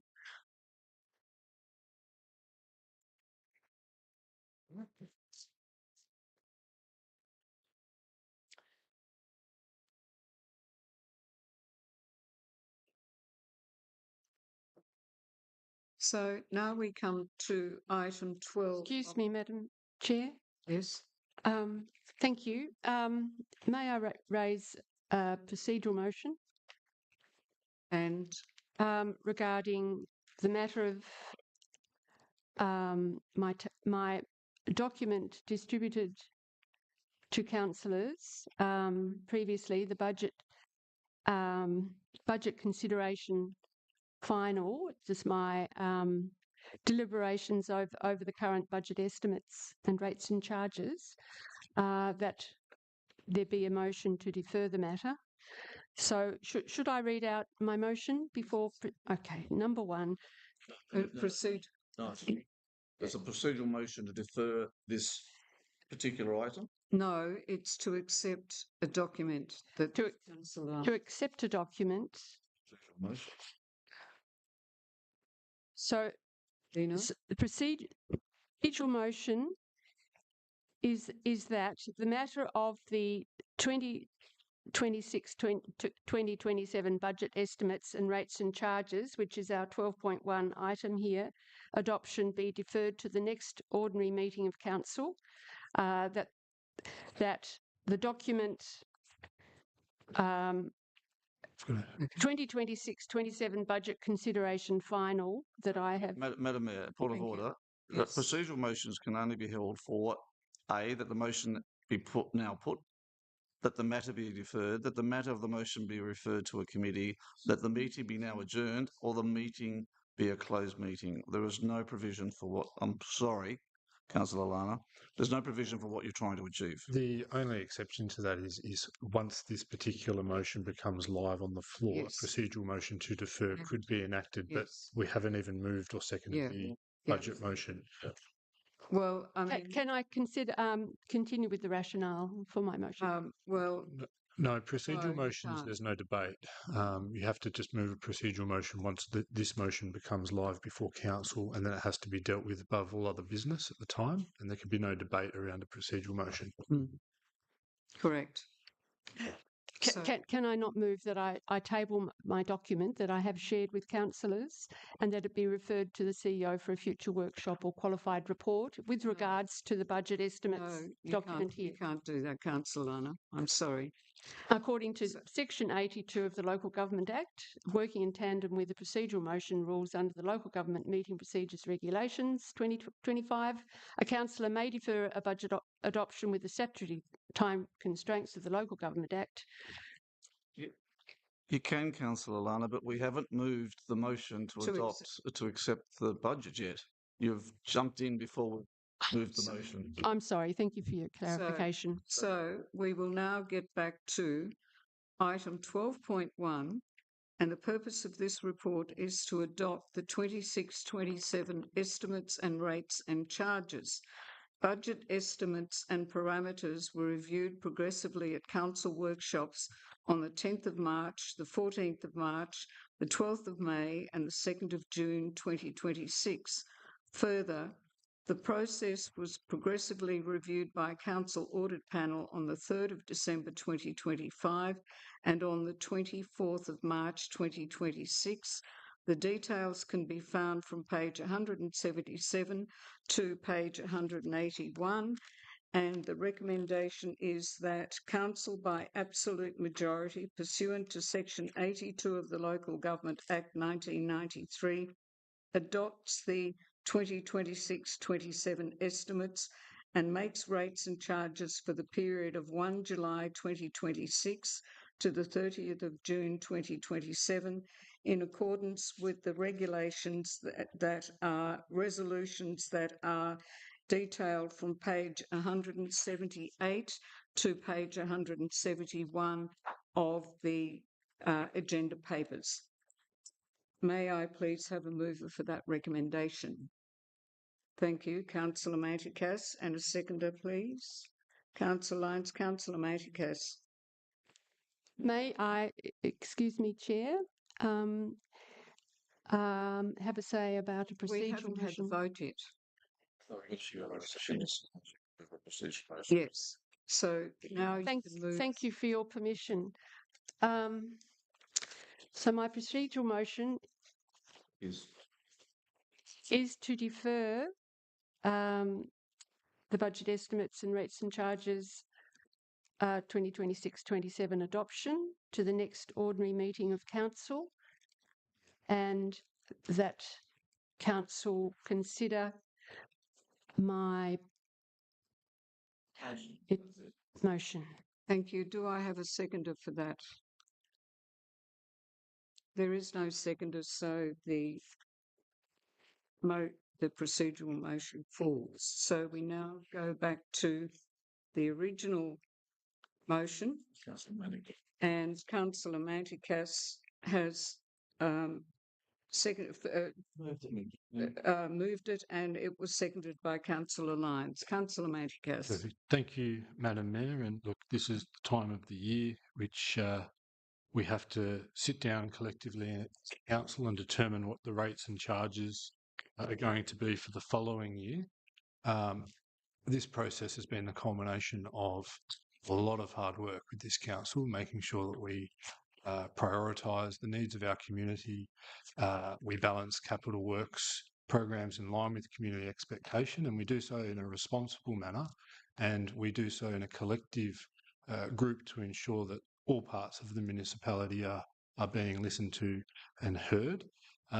no one likes to set rates, especially if there's an increase, but the reality of local government and having the bulk of our expenses in council related to staffing, the reality is that every year there are CPI increases, there are indexes, there are a range of factors that affect the rates, fees and charges that this council must charge our property owners and ratepayers within the community. I think we've come and landed as collective a very balanced, responsible way, whilst trying to obviously limit unnecessary rate increases.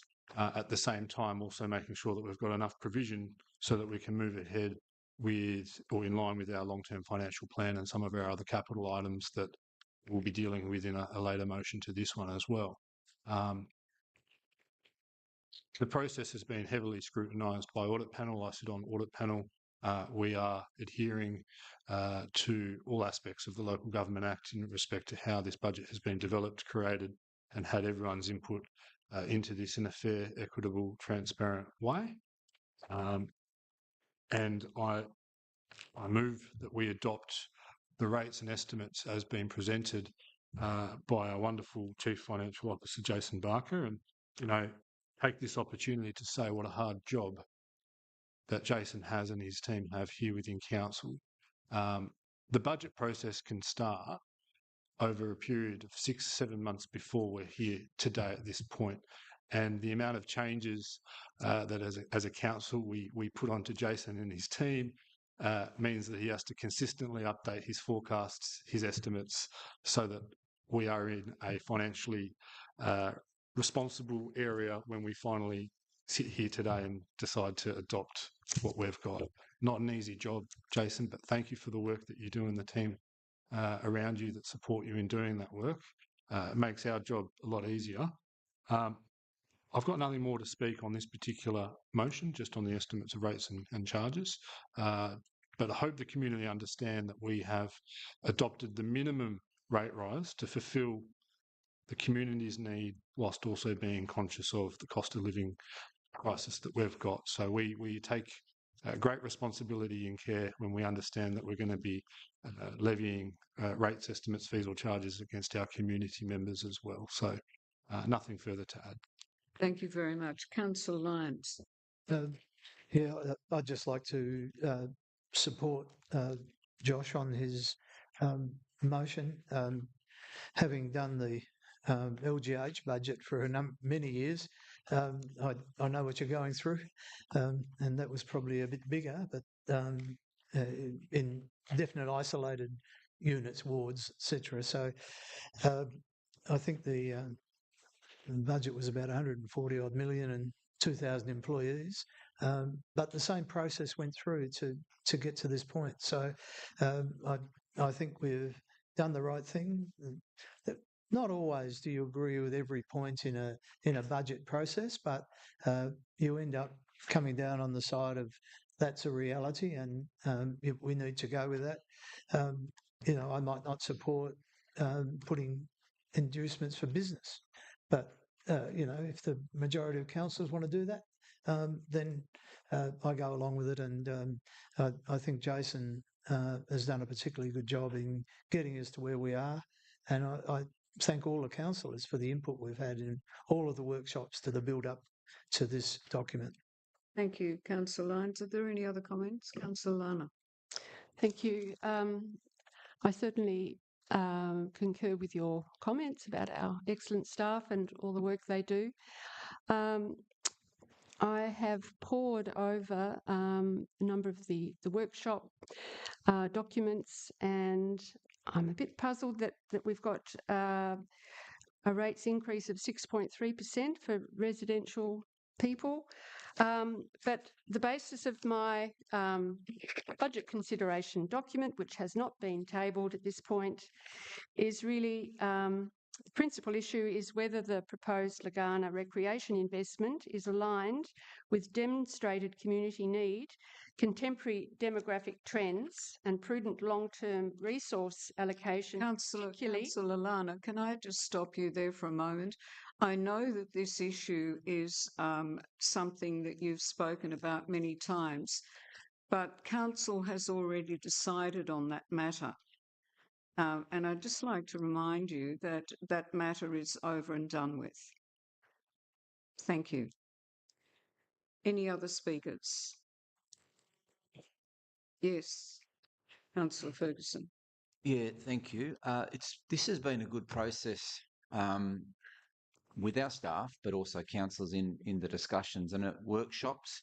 We don't make decisions. However, we do discuss the direction and the priorities. And so, in this budget cycle, we've the numbers have pointed to 4.9 as being the prudent rate rise, and it's actually 4.9.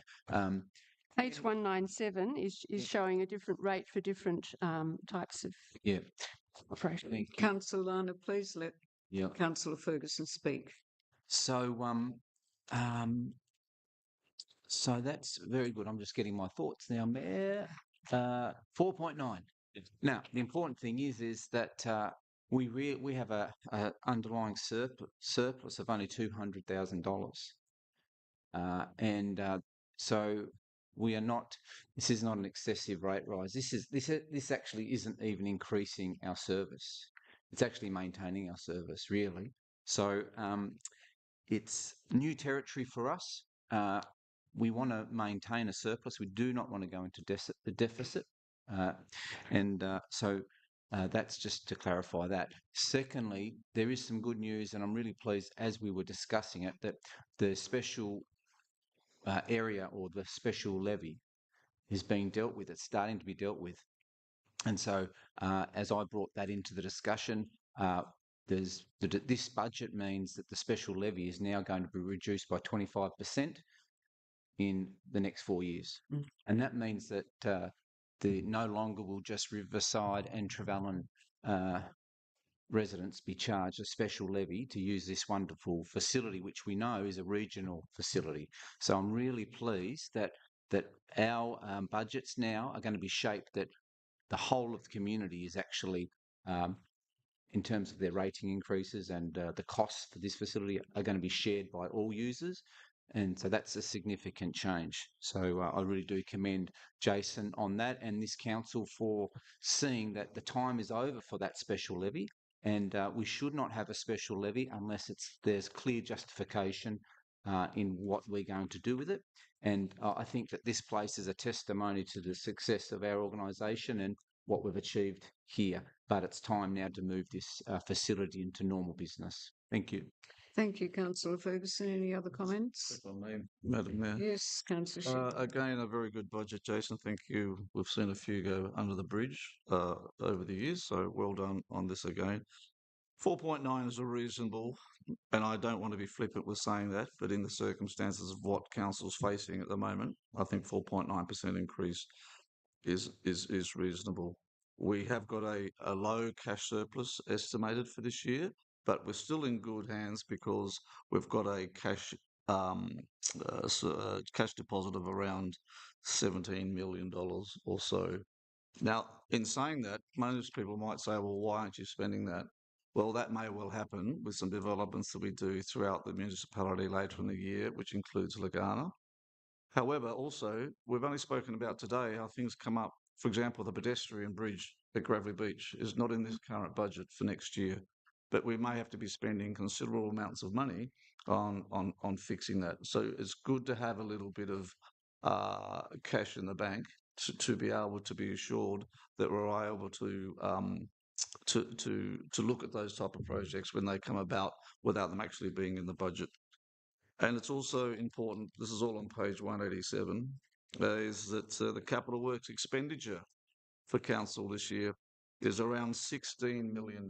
Now, I think that for our community is fantastic. It injects money into the community through works projects and other things.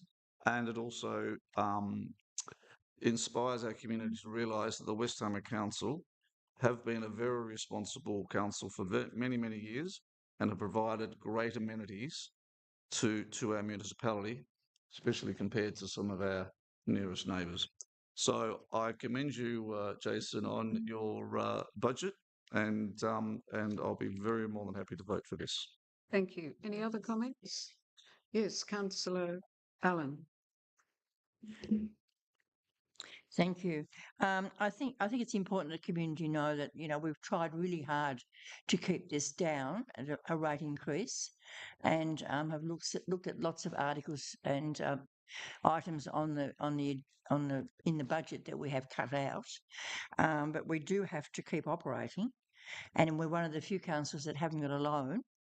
So we've got to have a few reserves in the bank, otherwise we'll end up with a loan and be paying interest, and we won't be viable. So it's really important that people note that we have got extra costs too with petrol and other costs. Contractors are putting their wages up because of the petrol crisis. So I thank Jason and staff too for being very patient with councillors who keep slashing what they can. Thank you. Councillor Lana. Point of order. Yes. Councillor Lana's already spoken to this motion. Oh, yes, you have. I beg your pardon.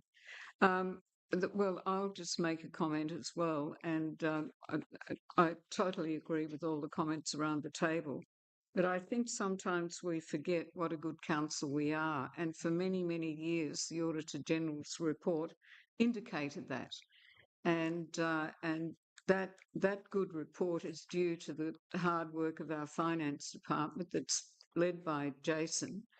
I think that the budget that we've put forward this year is a responsible one that enables us to keep delivering for the community, but not putting too much hardship on our community. So thank you, Jason.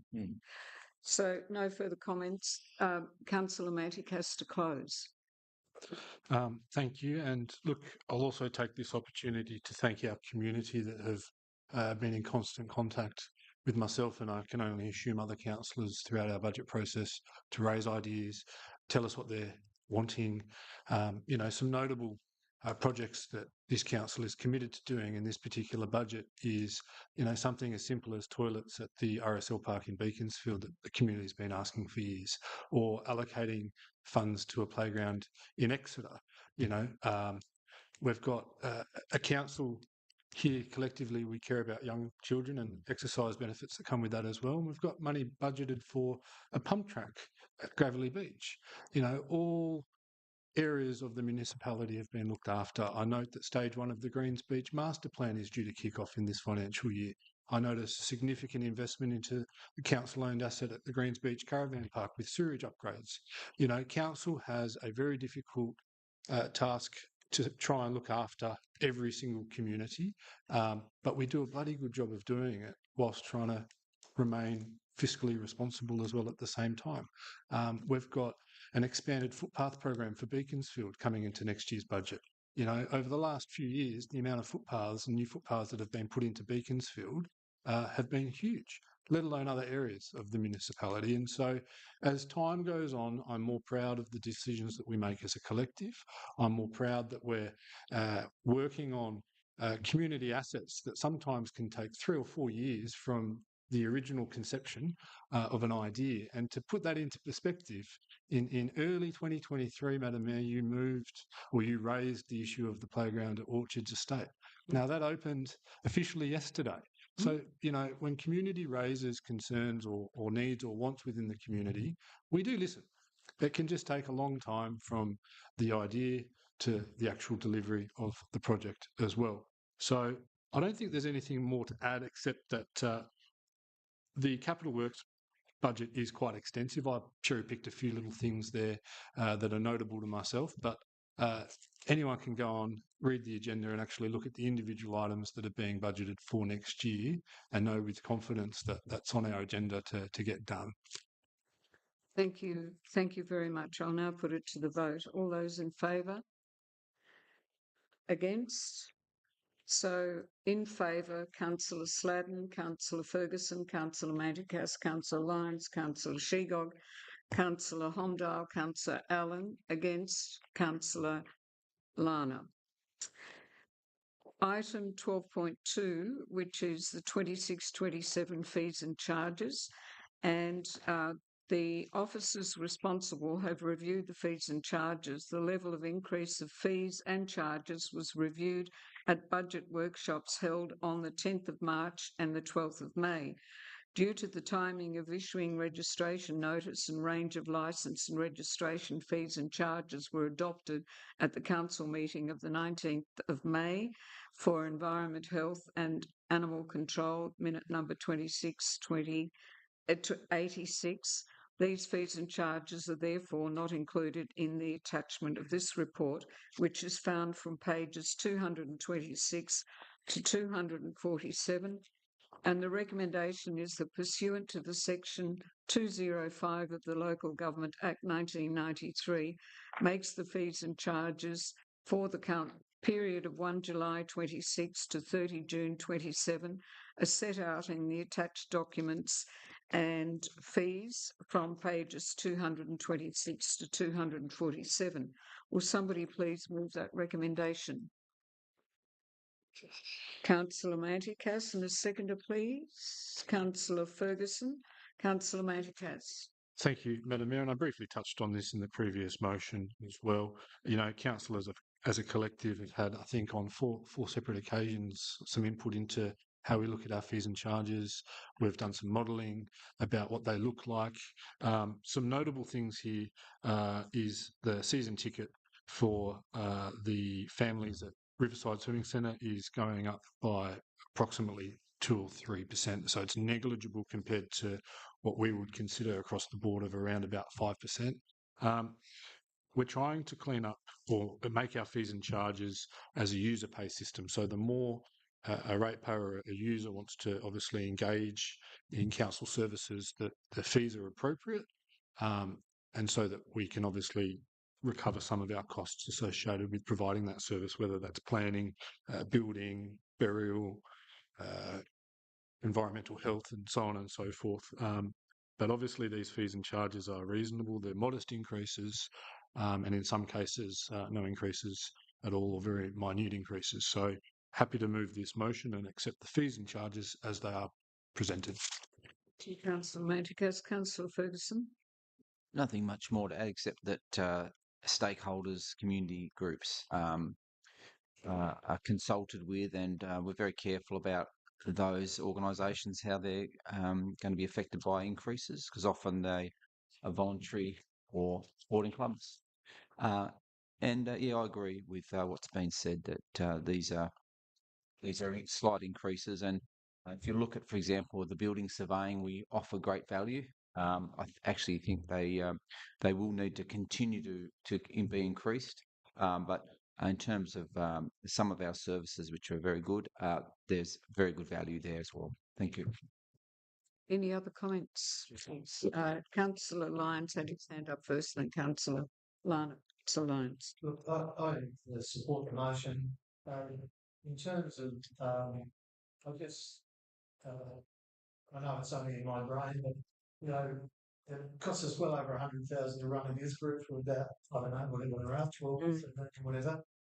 And yet we have a scout group, Trevelyan, 3 scouts groups with more people than that being trained through their processes, and we charge them money to do it. So I just can't get out of my brain that it's a bit of a contradiction. That the youth group do a great job, and I don't want to stop that. But when you think of the difference and the number of being trained as scouts and guides and Sea Scouts, just seems to me to be anyway. It's never used to pay. I know the council subsidise all of the groups. I agree with that. And the council do put a lot into various. I think when I was president of North Launceston, I think they that was something like 58,000. I think the highest we charge for ground rental here is 16,000. So I think the community organisations, and that's for a football team, I think that's pretty close to here. But we do put a lot of money into those facilities, and it's certainly not user pay. But I support the motion, but I just think somewhere down the track we ought to think about what the actual outcome is for the dollars you put in. That's all. Thank you, Councillor Lyons. Councillor Lana. Thank you. I concur, Councillor Lyons. Just with regards to fees and charges for animal control, I think you mentioned at the start.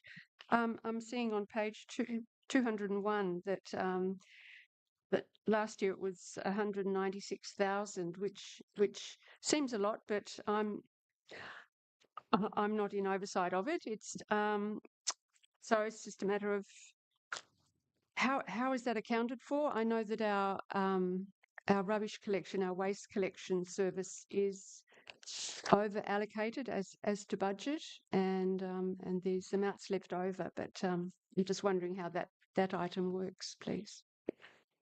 Jason, do you want to make a comment? Page 201. In regards to animal control? Animal control, yeah. That's true. Just bear with me. Yeah, so animal control, it's not full cost recovery. Basically, we're collecting about $200,000 in the next year's budget. The expenditure is budgeted to be about 312,000. So it's subsidised through general rates to the tune of about 115,000. Thank you. So waste management's a bit different management. Sorry, I was talking control then. Yes, I know. I'm just referring to waste management. Sorry, I'm holding things up. Yes. Yes, Councillor Lana, you were referring back to the budget, which has already been passed. So, are there any other speakers? There being none, Councillor Matikas, will you please close? Look, I'll just close by saying, and I think it's been touched on by a few of us around the table, each individual councillor can say, oh, look, I don't agree with that, or I don't agree with that. But ultimately, collectively, we sit down and we work through these things, and, we operate on a majority or a simple majority when we try and establish what we consider to be fair and reasonable user charges. We could sit here for days going through line by line, but the reality is we've discussed these in great length and detail.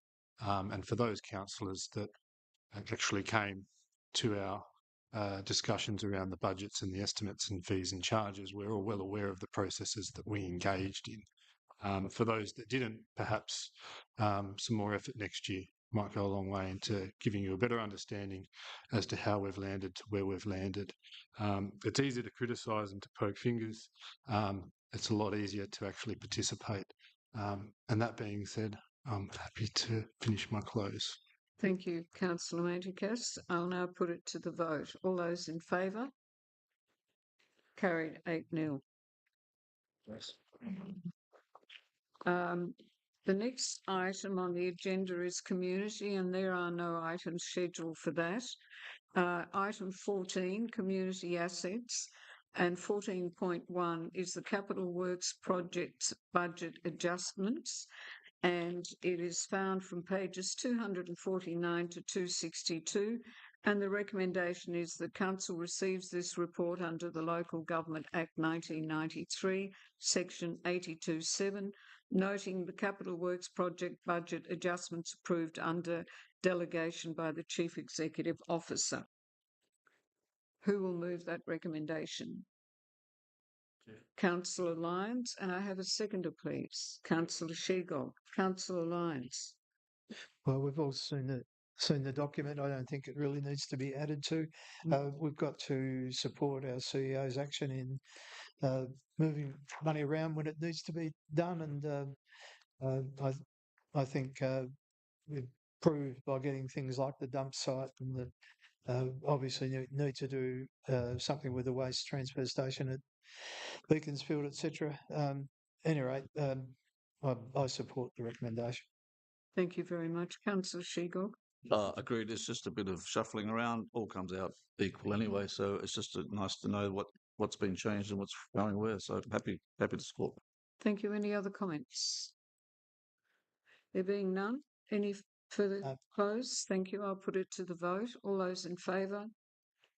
Carried 8-0. Item 15 is people, culture and safety, and there are no items listed. Notice of motion is item agenda 17, and it's... Sorry, just with petitions. No petitions? No petitions. Oh, I beg your pardon. Yes, I'm getting too enthusiastic. There were no petitions for this council meeting to consider. So item 17, notice of motion. Councillor Manticas, motion regarding general rubbish collection. Thank you, Madam Mayor. Before you read any further, I just wanted to move a motion that is worded differently in around this. So I don't know if you'd consider it moving an amendment or a new motion. Happy to take advice. I think just a new motion. I think a new motion.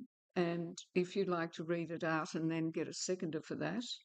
Yes, of course. So the motion is that the West Tamar Council conducts an elector poll at the upcoming local government elections asking the following question: do you support weekly rubbish collection? Thank you. A seconder, please. Councillor Sladden. Councillor Manticas. Thank you. And for those that might have been following the agenda with great interest, I actually, after having written the original motion, I went back and I listened to the audio recording of council in the April 2025 meeting, and there seemed to be relatively split on the issue. But one of the things or the themes that was consistently raised in April was that we should be asking a question of this nature to all of our ratepayers, and the elector poll was the most appropriate way of doing so. I'm of the belief that the council has taken the view that the right time to conduct an elector poll is at a time of local government election.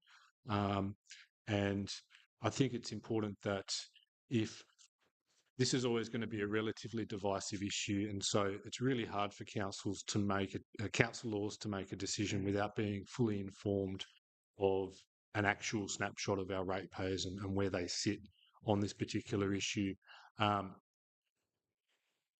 You'll always have, I think, a high proportionate of people that are happy with the current arrangement, a high proportionate that will want to see a different level of service by this community.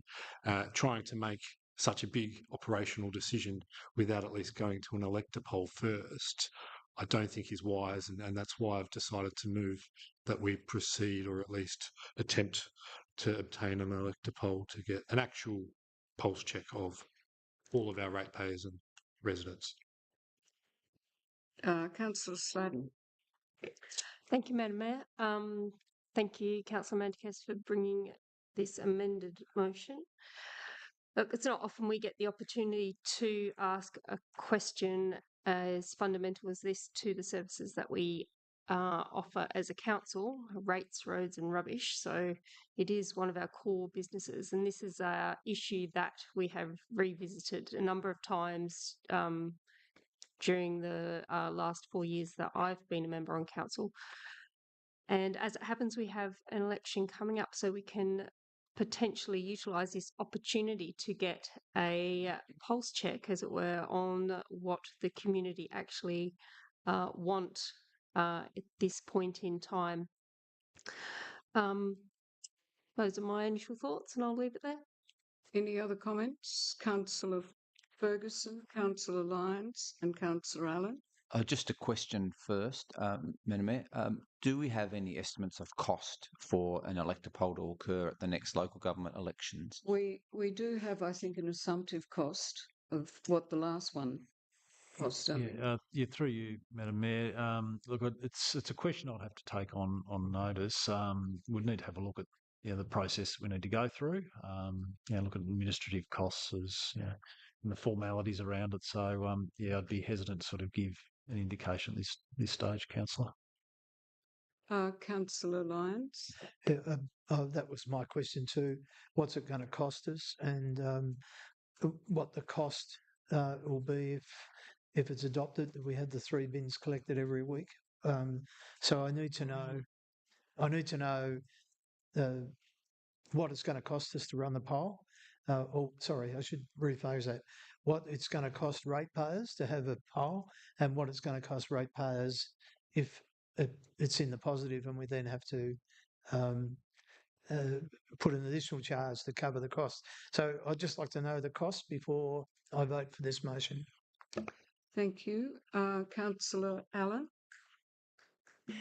Yeah, I agree with what you've just said, Councillor Lyons. I think the other important thing is to make sure that the elector poll states that it will be mandatory if passed, and every ratepayer will have to pay the additional cost, whether they want extra garbage or not.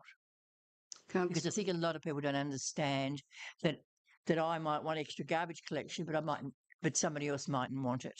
So, based on the medium age in the West Tamar is 45 years, I think a lot of people won't need that extra garbage. So I think we make it very clear of the costs when we do that elector poll. Councillor Lana? Yes, I support Councillor Allen's contribution. It's a matter of, we need to have those costings and the matter of people being able to opt out entirely, actually, because there was someone that presented to council saying that she would like that option. Maybe if that was on the poll also. Thank you. Any other comments? I'd just like to state that I won't be supporting this motion because fortnightly garbage collection is a national standard and weekly garbage collections are considered outdated and insufficient. While weekly garbage collection sounds simple, but when councils analyse the full system costs, it invariably always becomes more expensive to the ratepayers and worse for the environment with increased costs across the entire waste system. And I would not support it, mainly for these reasons, but on the basis that we don't know what it's going to cost. And the elector polls aren't cheap. And I'd need more information before I'd support it. So, Councillor Manticas, if there are no... Oh, Councillor Shegog. Thank you. Councillor Manicus, I totally agree with where you're going, and I'll support that.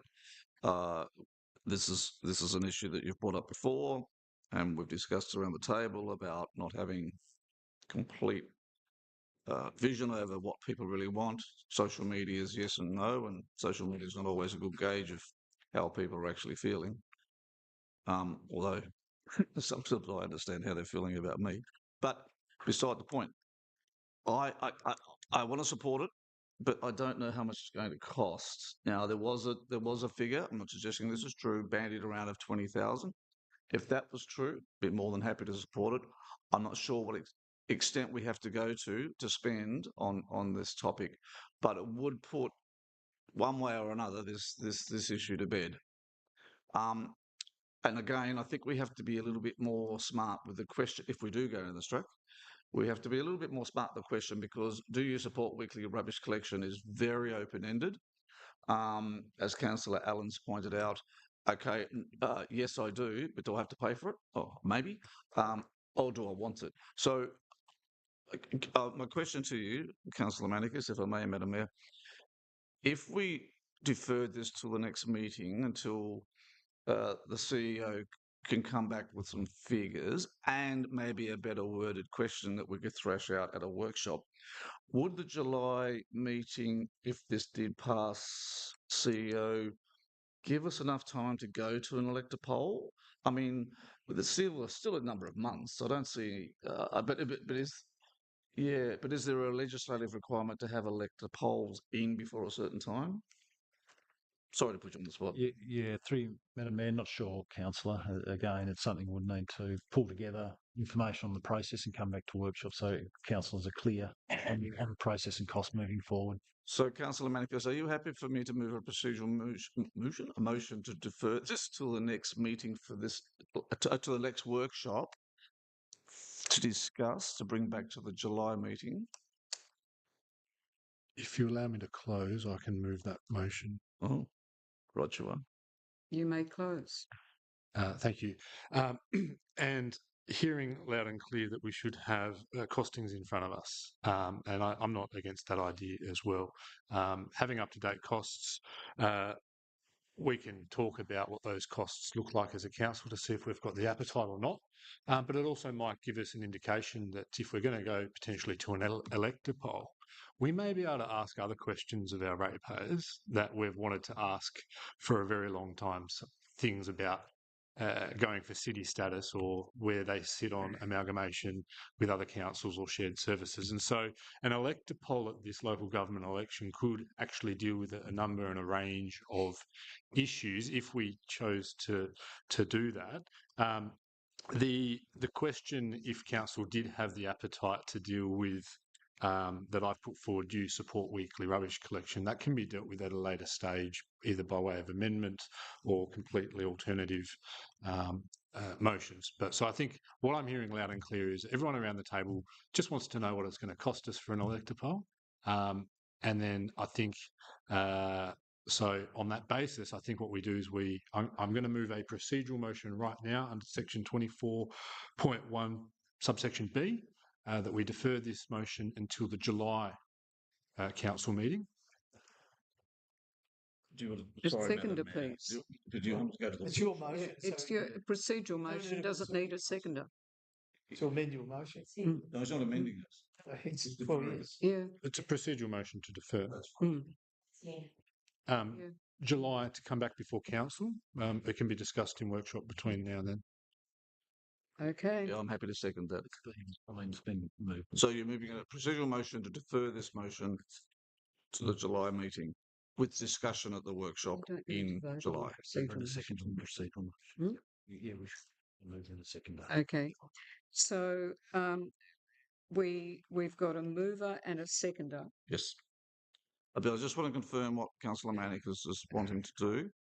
He's moving the motion to the July meeting, but for discussion in the July workshop. Yeah, to defer it to workshop. And depending on the meeting, and depending on the information that we obtain, there might be further deferrals or further amendments. But it's at least just kicking it short down the road to get the professional advice or opinions on the costings. And I think those costs should actually include the exact true state of what reverting to 2 council garbage collections a month will really cost the ratepayer. It's not just what the voter poll will cost. It's the whole thing, the whole idea of going back to something that is no longer a national standard, and it's going to cost these ratepayers money. We can't discuss the procedural notice. Well, so the procedural motion is been there. moved. We Will can't somebody- discuss it. Sorry. You're a seconder, so I will put it to the vote. All those in favour? Against? Carried 8-0. So 17.1. What's the story now? So we're into still the motions from Yes. So this is the next item after Josh's. So the next item, and I just needed a bit of clarification because of Councillor Lana's previous motions that she has moved. But the purpose of this report is to provide Council with advice in relation to the motion received on notice from Councillor Lana in accordance with Section 65 of the Local Government Act 1993.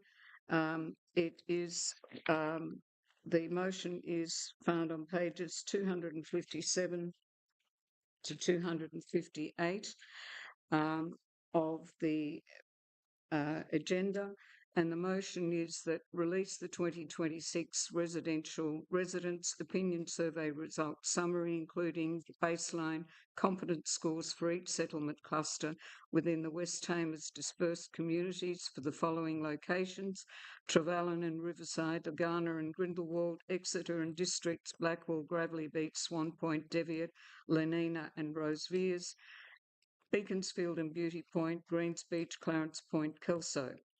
Councillor Lana, you move that motion. Thank you, Madam Chair. May I propose an amendment to the motion, amended motion?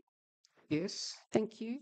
That Council release the 2026 Residents' Opinion Survey Results Summary including the baseline competence scores, on Council's website as part of Council's upcoming fourth quarter quarterly report. The rationale, this motion aligns with Council's Strategic Plan 2022. Point of order. Yes. You move your motion. That has to go onto the. Just wait a moment. Sorry, but it has to go up on the recording of the meeting.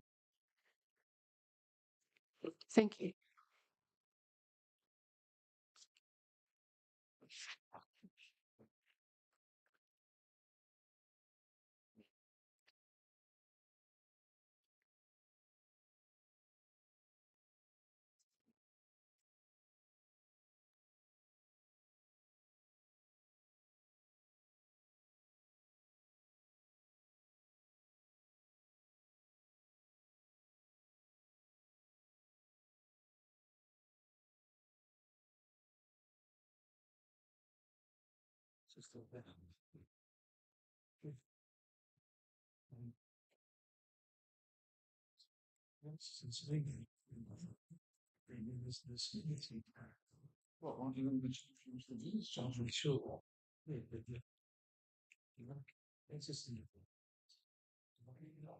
You can't read that from here.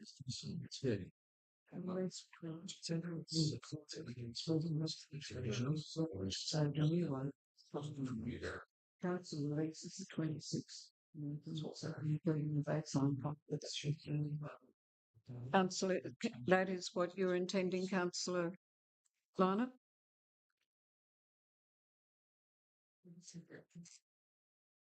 Yep. That's fine. Thank you. Can I have a seconder for that, please?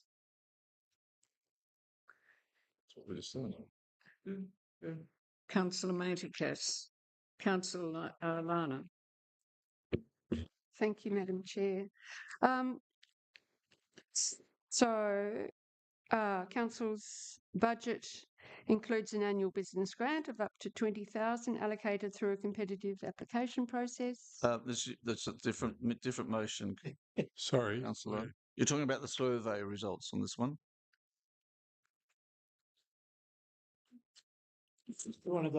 It's been a big day, sorry.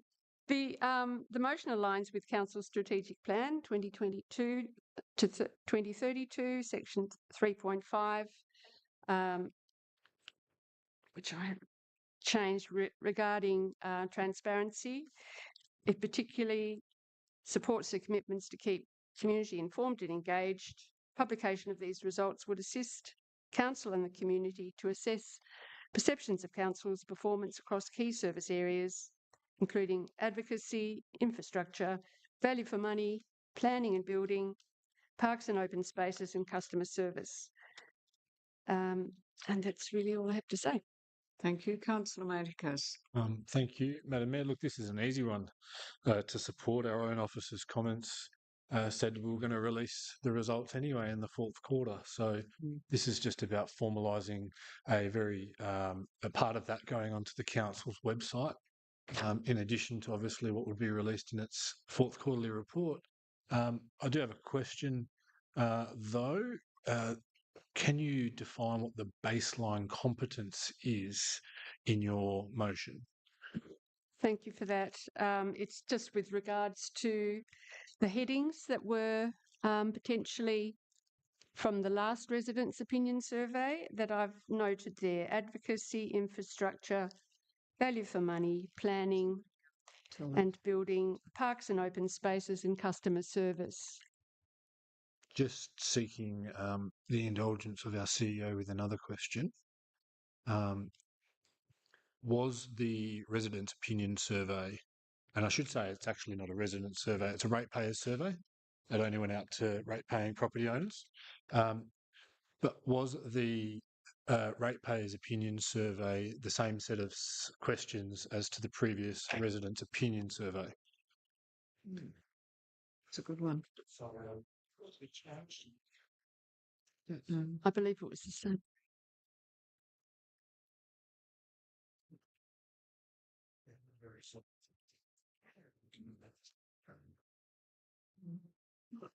Through you, Madam Mayor.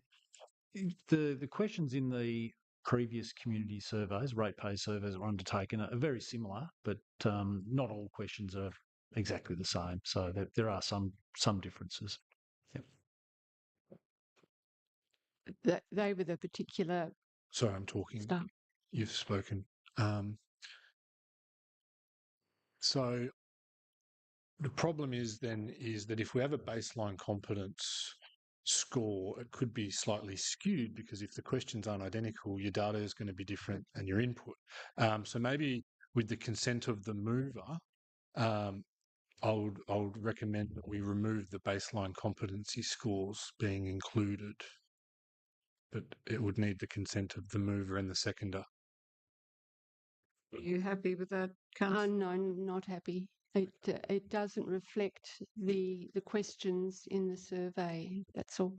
So just to then close, it's been a while since I've seconded something to then vote against it, but I can't actually support this because how can we have a baseline competence score from a previous survey feeding in data from a current survey if they're not identical questions? And so I was hoping to get the consent of the mover to see this motion get up because, I believe in having as much information made available to the public as possible. I am comfortable knowing that we're still going to release some information in our fourth quarterly report, but now I can't vote for this motion, so I'll be voting against it. Thank you. Are there any other comments? Councillor Ferguson. Yeah. Yes, thank you. Just a question. So we confirmed what the baseline competence scores are. They're actually categories that's been asked upon. There's specific categories. That's the first question. Yep. Oh, correct. Yeah, thank you. And the other thing is, in the executive summary, is there going to be an explanation of the data? Because the information that we've seen today in workshop it needs some context and it needs some words around it. Is that going to go out with it? Because just sending a spreadsheet out is quite mad. You need to have some context and executive summary points to help the person looking at the data understand it. So will there be sufficient information go with it? Yeah, through you, Madam Mayor, yes, there would be, Councillor. Yep. Okay, thank you. Well, on that basis, I'm happy to support it because it's fine. We've already decided that this information was going out with that executive summary, so I don't mind if the actual numbers go as well. Any other comments? If I may, Madam Mayor, just qualification. Where do you get it that Councillor Lana wants to compare the previous survey to this survey? Because that doesn't form part of the motion. It was in her speech after she'd moved the motion. Yeah, I understand that, but we can only go on what's there. Jeez. Good. Just by way of comparison as to what the competency headings could be. So, well, as far as I'm concerned, what you've asked for is just that summary to be released in the fourth quarter, and that's it. And I'll support that, but I get your point, Councillor Maticus, but that's fine. Any other? Well, I'll go back to that again. No, if you're talking about a baseline line, what are you basing it on? That one thing. Because we can't compare it to the last survey. No, we're not. Is that what you wanted? Sorry, yes. Yeah. No. So you just want whatever the scores are. So Trevellyn and Riverside said, no, we don't want garbage. Nagana said, yes, we do. Is that all you want? no, it's a rating of the different services of council in the. I know it is, but that was just an example. Or just competence, not baseline. If you'd prefer to amend them. Okay. Yeah. Yes. Absolutely. Yes. Okay. No other. So, could I seek leave to amend the motion? Amend the amended motion. I have no problems with that. Just Chair. no problems. Thank you. Yes, you can. So now it will read. It would read that council release the 2026 residents' opinion survey results summary All right, including the competence scores on Council's website as part of Council's coming fourth quarterly report. Josh, did you want that to change to ratepayers, or are you happy with residents? Whilst we're moving amendments, we should actually be very factual in this approach and call it a ratepayers opinion survey. Thank you. If I can speak to that, do I need to call it out again? No, you can't. 2 minutes. So, if there are no further comments, Well, Madam Mayor, just very briefly, because it's been amended again, it does open the floor up to further conversation, but I'll be very brief. Now that we've taken out the baseline, which was a reference to nothing, I'm quite happy to support this because it's now a motion that's easy to support. So, yeah. Okay, thank you. So, Councillor Lana, will you please close? Any further comments? No further comments. Thank I'll you. put it to the vote. All those in favour? Carried 8-0.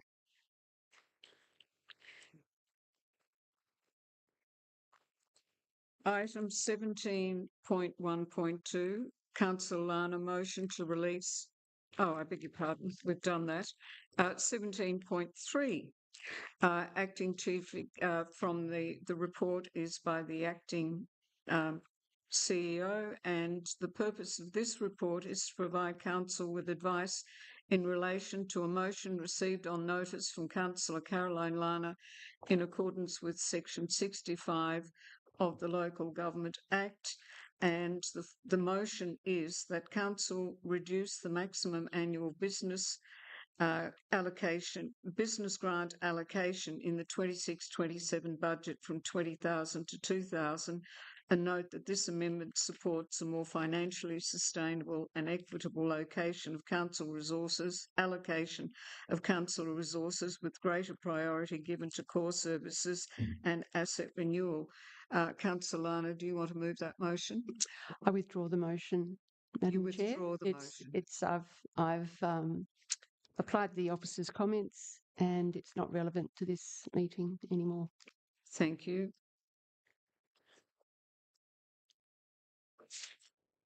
The next motion from Councillor Lana is Councillor Motion 17.1.4, and the purpose of this report is to provide council with advice in relation to a motion received on notice from Councillor Lana in accordance with the Section 65 of the Local Government Act 1993.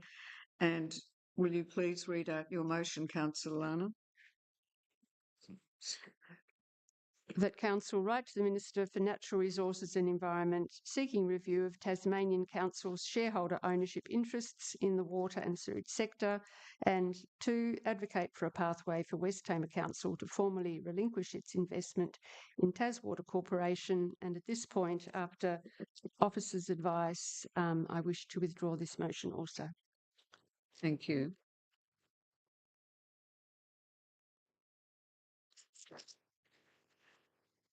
So now we come to section 17.2 and its motions without notice.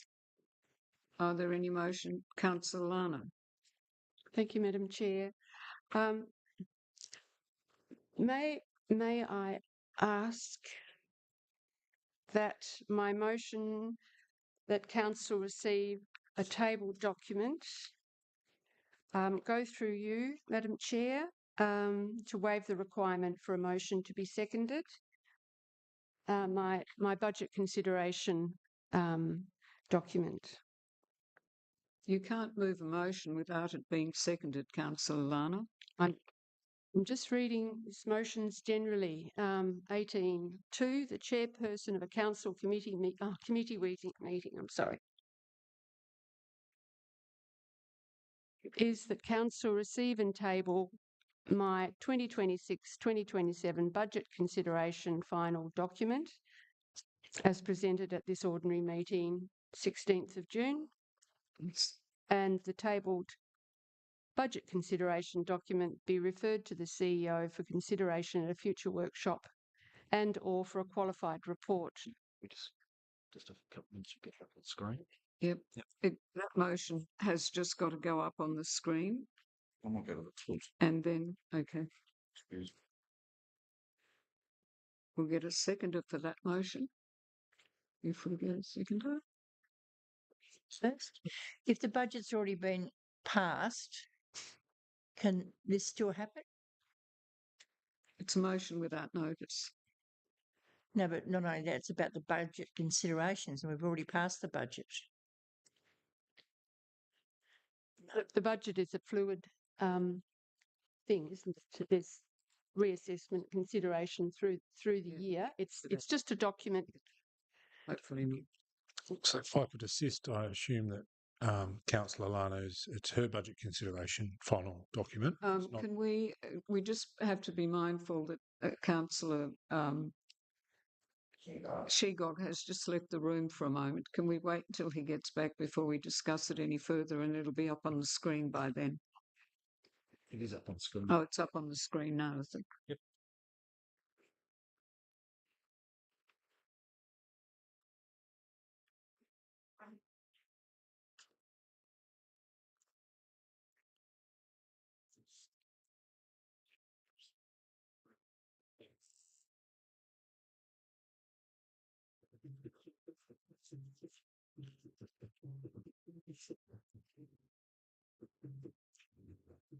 Councillor Shegog, the amended motion is up on the screen, and I'm going to ask now for a seconder.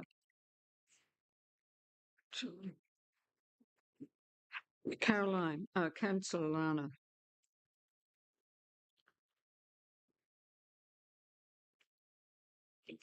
Thank you, Madam Chair. A formal motion or leave of council is required to table any document at a council meeting that's not already included in the agenda.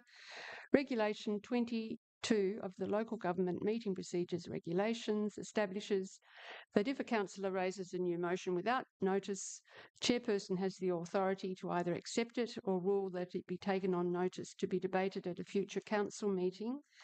Because a budget consideration document inherently carries financial implications, a motion to adopt or formally act on it without an accompanying qualified staff report would breach Section 3065 of the Act. So this table document needs to meet strict criteria, being relevance to the agenda and absolute majority rules, and the rationale that because it's a budget meeting, But the budget's already been passed, Councillor Lana. I'm not quite sure what it is you hope to achieve with another document to something that's already been decided. The budget, as I understand it, is a fluid document. We have changes during the year to the budget, and this consideration that I put a lot of work in is just a way of raising what I find I've been unable to raise in workshops in the detail that I have provided. Councillor Lana, you haven't been to the workshops where we've discussed the budget. If you had been, you may have had the information that you needed.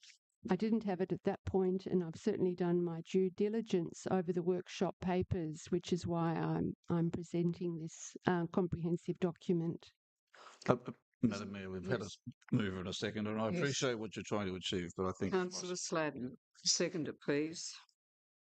Look, I'll keep it brief, and really I am just trying to stay within the parameters of the motion to receive the documents that a councillor has presented to council.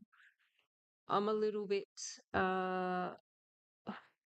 less excited about point 2, the table budget consideration be referred to the CEO, because that requires an action. There has been a lot of discussion around the table and in workshop, as we all know, and I won't reiterate too much. So the advantages of revisiting this with a new piece of information, which just seems a little bit superfluous to requirements at this point in time. But in the interests of democracy and discussion, I'm willing to second the motion. I may not necessarily vote for it. Councillor Mantikas. I'd like to move an amendment, Madam Mayor, if I may. Yes, you may. The amendment is to delete item 2 and the further amendment to point 1 just to receive the document and to remove the word table. Can I have a seconder for that amendment? Yep, happy to second that. Thank you, Councillor Shigog. So that is now the motion. I need to speak to the motion and then vote on whether or not Yes. the amendment is passed. So just briefly, I'm always happy to receive documents from fellow councillors, especially if they've put a lot of work into them. I'm reticent in the tabling of any documents without verifying the contents. I think I remember having a look at a draft document that was sent about a week or so ago. It had a significant amount of references in there, which would have involved 500 or 600 pages worth of cross-referencing.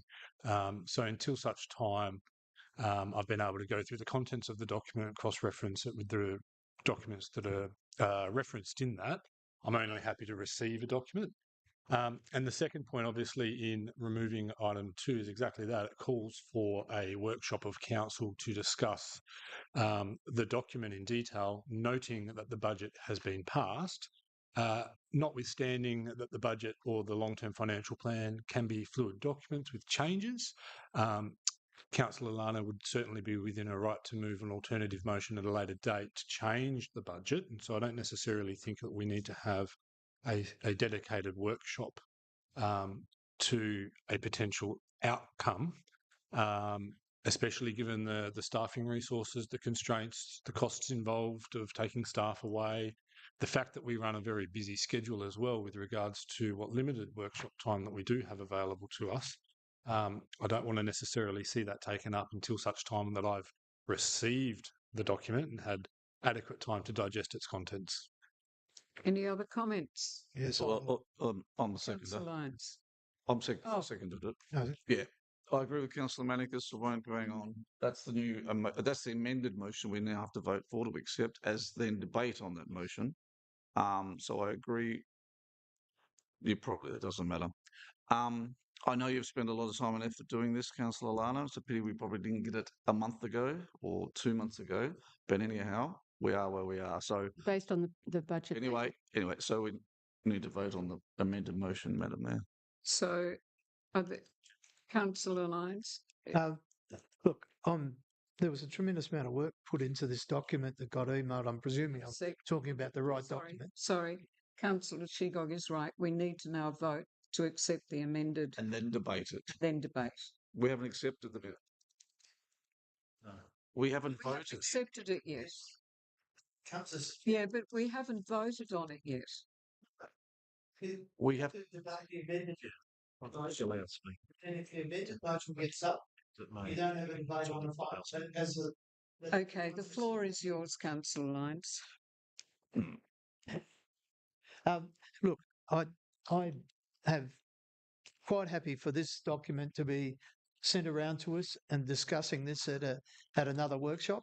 There was a lot of work gone into it, and but I'm not sure that we should say we received the budget considerations final. I mean, I think it's a document from Councillor Lana that we should discuss at a subsequent workshop.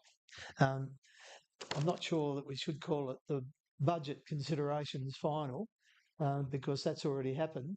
And it's presented at the ordinary council meeting as presented at the ordinary council meeting. It really hasn't been presented here. It got sent out to us, but it should be discussion at a workshop in the future, in my view. Yeah. Sorry, Councillor Allen. Sorry, Councillor Allen, you.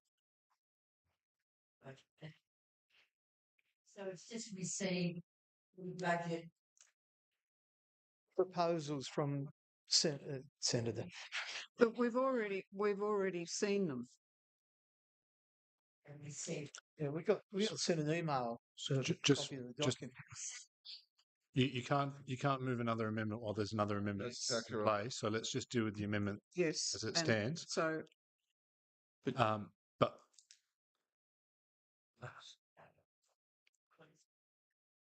you can't vote for it. What else? Councillor Lutton can strike the amended vote because it's a different motion. All right, look, I think to clarify whether this is going to go any further, I am going to put it to the vote. All those in favour of this motion? Both amended motion. amended motion. To then debate. And so 4 is Councillor Sladden, Councillor Ferguson, Councillor Manticas, Councillor Shegog and Councillor Lana. Against is Councillor Lyons, Councillor Hondal and Councillor Allen. So now that is the motion. Yes. And now we debate it. No. That amendment That's it. becomes the motion. No, that's not true.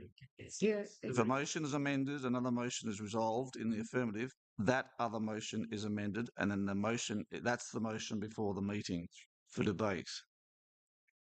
Discuss the detail. Anyway, we'll let that, just let it go. Okay. Are there any more motions without notice? Oh, we haven't voted on this motion. Oh, I beg your pardon. God, it's so bloody. Okay, so that's now the substantive motion. May I please have a mover and a seconder? No, it's not. We have moved to motion to amend that motion and we voted on it. Now that becomes the motion and we vote on that motion. That's right. We haven't done that yet. Yeah. No, we haven't. No, we haven't. Yeah.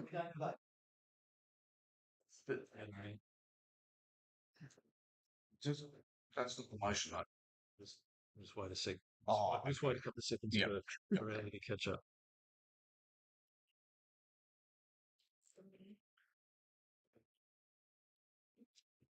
I need something.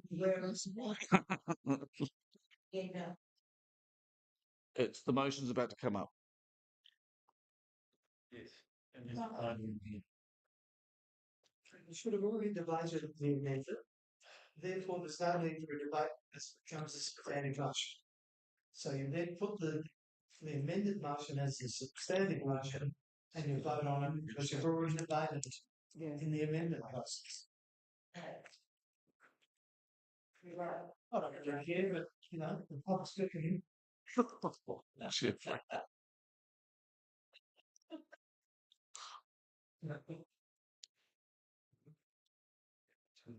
Okay, so, Yep. so the motion now reads that Council receives the 627 budget consideration final document as presented by a councillor at Council's ordinary meeting on the 16th of June 26. May I have a mover, please? No, that's it. We just debate. Yeah, on the second. Yeah. So it's so just we up just vote. for a vote. Yep. All those in favour? No, that was against. So 4 is Councillor Sladden, Councillor Ferguson, Councillor Manticas, Councillor Shegog and Councillor Lana. Against Councillor Lyons, Councillor Homdale and Councillor Allen. Next item on page 264 are the councillors' questions from the last council meeting with responses.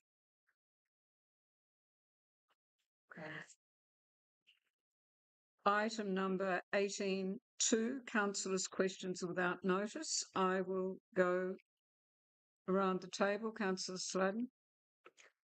I have a question about the slide at the pool. I noticed it's been taken down, and I was just wondering about the progress and do we have an ETA on when it might be finished, hopefully in good time before the next season. I guess that's my wishful thinking about spring. Through you, Madam Mayor, I'll need to come back to you, Councillor, after I've checked in with the project team. Yep. Thank you. Any other questions, Councillor? Slad? No. Councillor Ferguson. Councillor Manticas.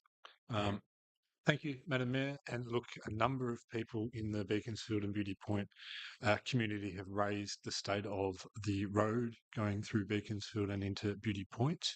And I don't know what the correct process would be, but is those roads are controlled? They're state roads. That's the West Tamar Highway stops at Inspection Head Wall. Yeah, and one of the other questions that was raised was with regards to the open drains to the side of those roads. And so my question is the responsibility of spraying and cleaning out of the roadside drains also the responsibility of DSG in the state with regards to that stretch of road?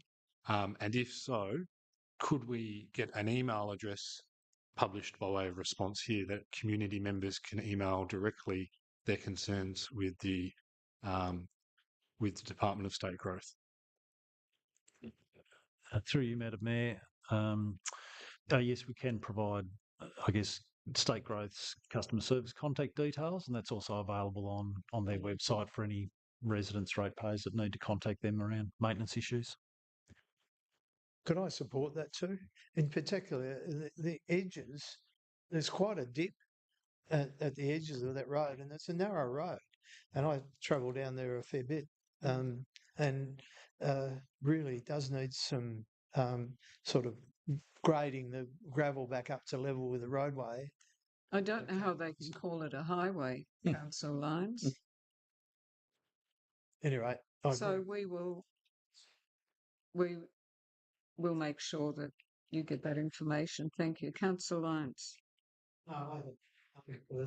Councillor Sheep. No, thank you. Councillor Allen. The only thing I had to ask was we talked at a workshop about doing a paper on charity groups applying for cheap fees or free fees at the refuge centre. And I just wondered whether we've got to follow up on that or whether that's going to happen before June, July. Through you, Madam Mayor, that's still in progress, Councillor, so we'll need to come back and report to you on the status of that one, an upcoming workshop. It's still in progress. Yep. Councillor Lana. Thank you. Just with regard to the Windsor Park special levy, has the broader West Tamar community been consulted about the proposed 4-year incremental adjustment of the Windsor Park special levy to be applied to the whole municipality? Yes. It's passed. It's already been passed. Change the wording. Has consulted about the 4-year incremental adjustment of the Windsor Park special levy? No, the council hasn't.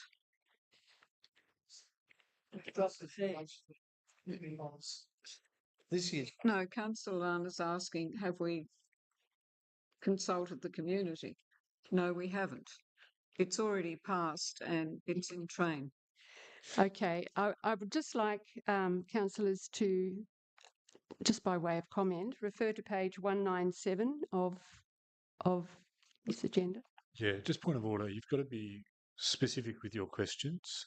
Even the meeting procedures under the local government meeting procedure regulations say that even councillors shouldn't have too much preamble or statements before their questions. Sure. So okay.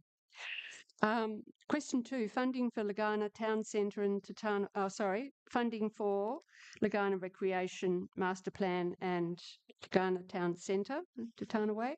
Since Innova Park land sale funds are soon to be redirected to the Legana Recreation Master Plan, will Council introduce a special levy for the Legana and Grindelwald residents for its ongoing maintenance and depreciation costs, or will these expenditures be shared across the whole widely dispersed rate-paying? That question isn't appropriate. This is something that would have to come before a formal council meeting to be discussed and with input from the relevant staff to clearly show all the pros and cons of the question you're asking. Okay, I understand.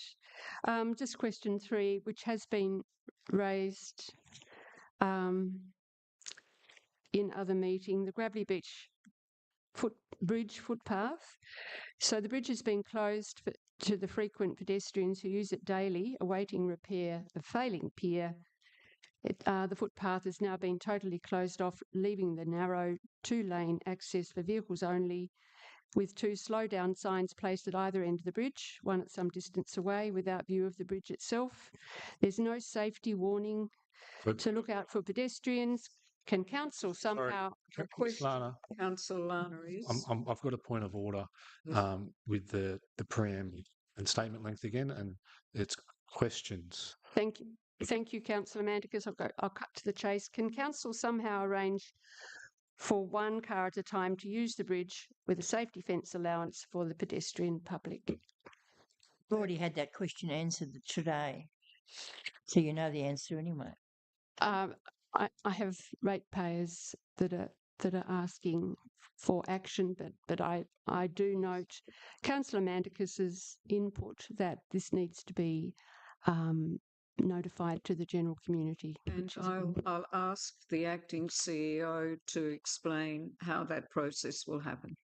Through you, Madam Mayor. So the Gravelly Beach Road pedestrian bridge is currently under close review by the council officer team involved in it. So we are looking at all issues around safety, pedestrian access, vehicle access, the costs involved, the timeframes involved in providing a solution, either short-term, long-term. But yeah, I'll need to obviously bring that information back to workshop and keep councillors updated as we go through the assessment of that existing bridge structure. So, and we can certainly review signage that's currently in place and keep an eye on that regularly just to ensure it's compliant with relevant standards. Thank you. Item 18.3 is responses to previous questions on notice from councillors on pages 257 and 258. 68, I beg your pardon.